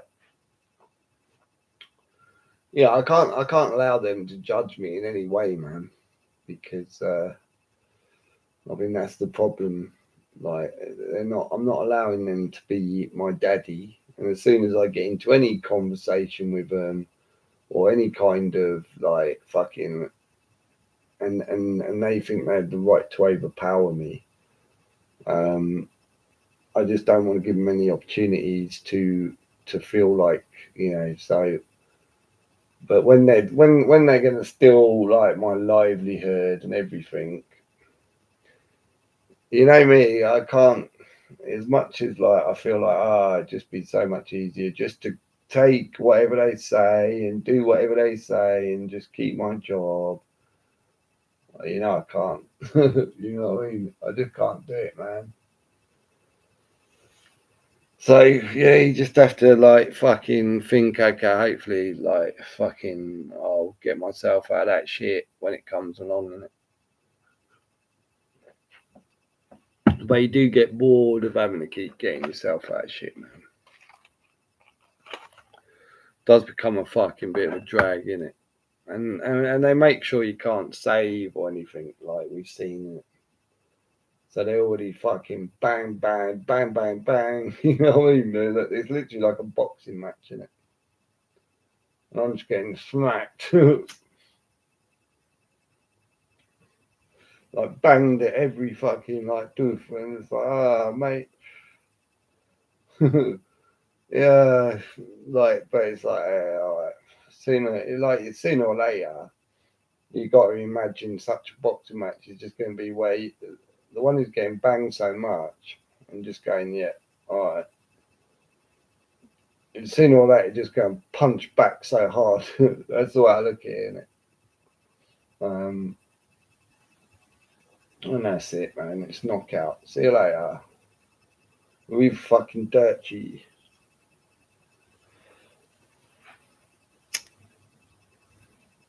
Well, I'm waiting to see I'm going to bed. It's fucking really late. Like, I chatted so much, man. But when you have a little break, smoke some, you just fucking get it all out. You got something to talk about. And I think that's just like that video there is just easy for anyone to go, oh shit, yeah, we better start having a real look deeply at what we're allowing and what government really is and what we're setting our children, our grandchildren up for. Because I mean that's a terrifying thing, really, isn't it? It should be, but I don't think people care. It's all about their life, my life, my life, my life, right? Not like, why are you having children? You know what I mean? What, like, if you don't like love your child enough to want the best for it, to be happy for its life based on what most people aren't, right? Everyone, like, their dream of heaven is happiness, really, isn't it? But nobody's like trying to get that here. They've all got like, they're all seeing it in like some illusion of how their future's going to pan out, isn't it? When they're 65, 70, they're going to have like a big house, like in a country, and drive whatever car, and they're going to go to coffee shops and drink, and they'll be like, everyone will love them because look at you, oh, you're so great. That's their visions, isn't it? And it's like, oh, fuck's sake. You've been sold a dream, but really, 65, you're really going to be like, oh, your teeth are falling out, your fucking hands are falling off. You know what I mean? Especially these days, the amount of graft and work, well, your mind's just gone. You're so drugged up through the pharmacies, through your years. Your mind just, You think about those pharmaceutical drugs everyone's taking now, like, and it's not even like short term, is it? They seem like everyone seems to be on pharmaceuticals. Pharmacies are just like fucking booming all the time. I never see an empty pharmacy, man.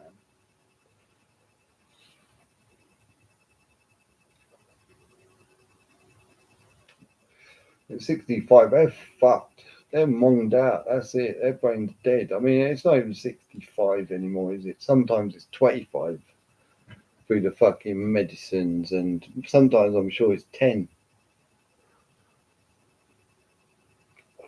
Like I say, these drugs for ADHD, fucking hell.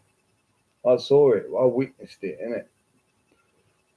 So some kid who's just a bit hyperactive, who's probably not getting much attention, probably, whatever's going on around him, his atmosphere is having an effect to where he's excited and always constantly like fucking on the go, and his mind's racing and shit. Let's give him drugs. Call it something. I mean, like people just allow, man. They just trust fucking this fucking cult. That's all like fucking because everyone's inculted, man. So inculted, man. TV's a massive fucking cult, innit?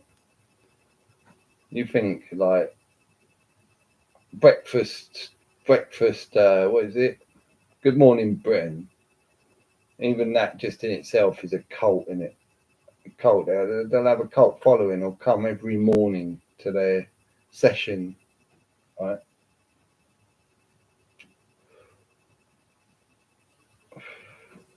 But they walk away feeling so many different, or feeling, oh, there, that one's really nice. Yeah, I learned. Yeah. Now I've got some opinion on something that I learned about. Yeah, because they were talking about, I like them girls. Yeah. Fucking, innit?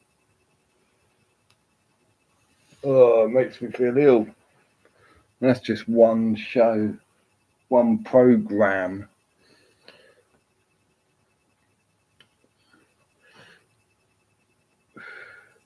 We've had all the shields in tonight, Alice. Go back through before SD deletes this one. That was wild. I toked it down too fast. Cornish has just made new video about you. I'm getting jealous, LOL. Where's my freaking vid? Oh, it's so sad, isn't it, man? It's so sad when it plays like, oh man, like.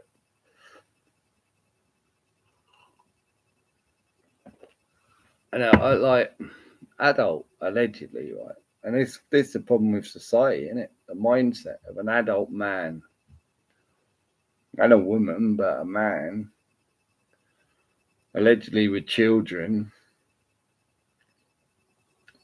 They spend their evenings like putting on voices and somehow trying to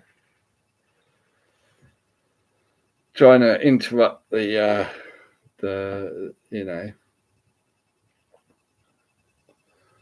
the people who don't accept this disgusting world.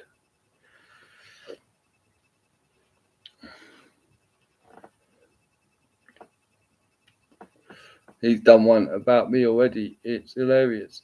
I blame the full blood moon. Deirdre, 'twas stressful me, and oneness almost broke up. Note the spelling. Love how you just laugh it off, SD. Oh, mate. Yeah, well, I mean, chills and people like fucking children, like children in adults' bodies. Have I dealt with over the years? Like, and I had to like fucking like watch. You know what I mean? And just go, man. And I always the same. How? You know, how do you end up like that? Fucking just weird and sick, innit? Like, and I always consider the children. If you know, you think, poor kids, how they going to turn out?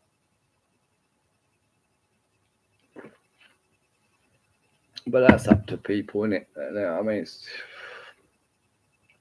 people accept, man.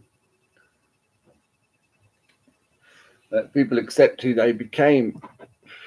Wow. They don't want to. They don't want it to. What is it? Pass the, fucking become better. They're happy with being worse. That's the problem, isn't it? They're happy with being worse. And I'd say it's because it's easy. You know what I mean? It's easy to be worse.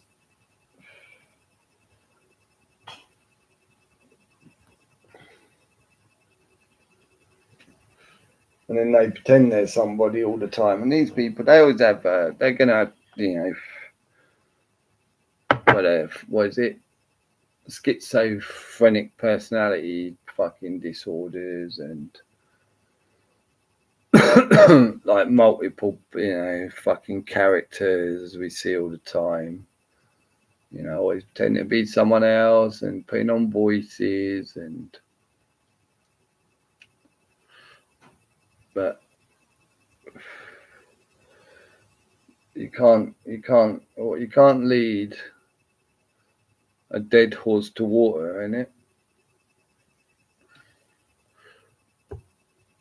Well, not dead one, but it's a better one, isn't it? I'll be snoring away by then. Day snitches, Alice, someone we know, CV days. Yeah, well, we just won't advertise them. Don't advertise them anymore on this. You know what I mean? If there's people who are fucking scumbags, just don't advertise them, mate. But I'm going to bed. It's fucking late. Some of us got to go and fucking do that shit fucking stuff tomorrow. I'm sure plenty of you do. So catch you later. Have a good one. And copy the links quick because bye everyone.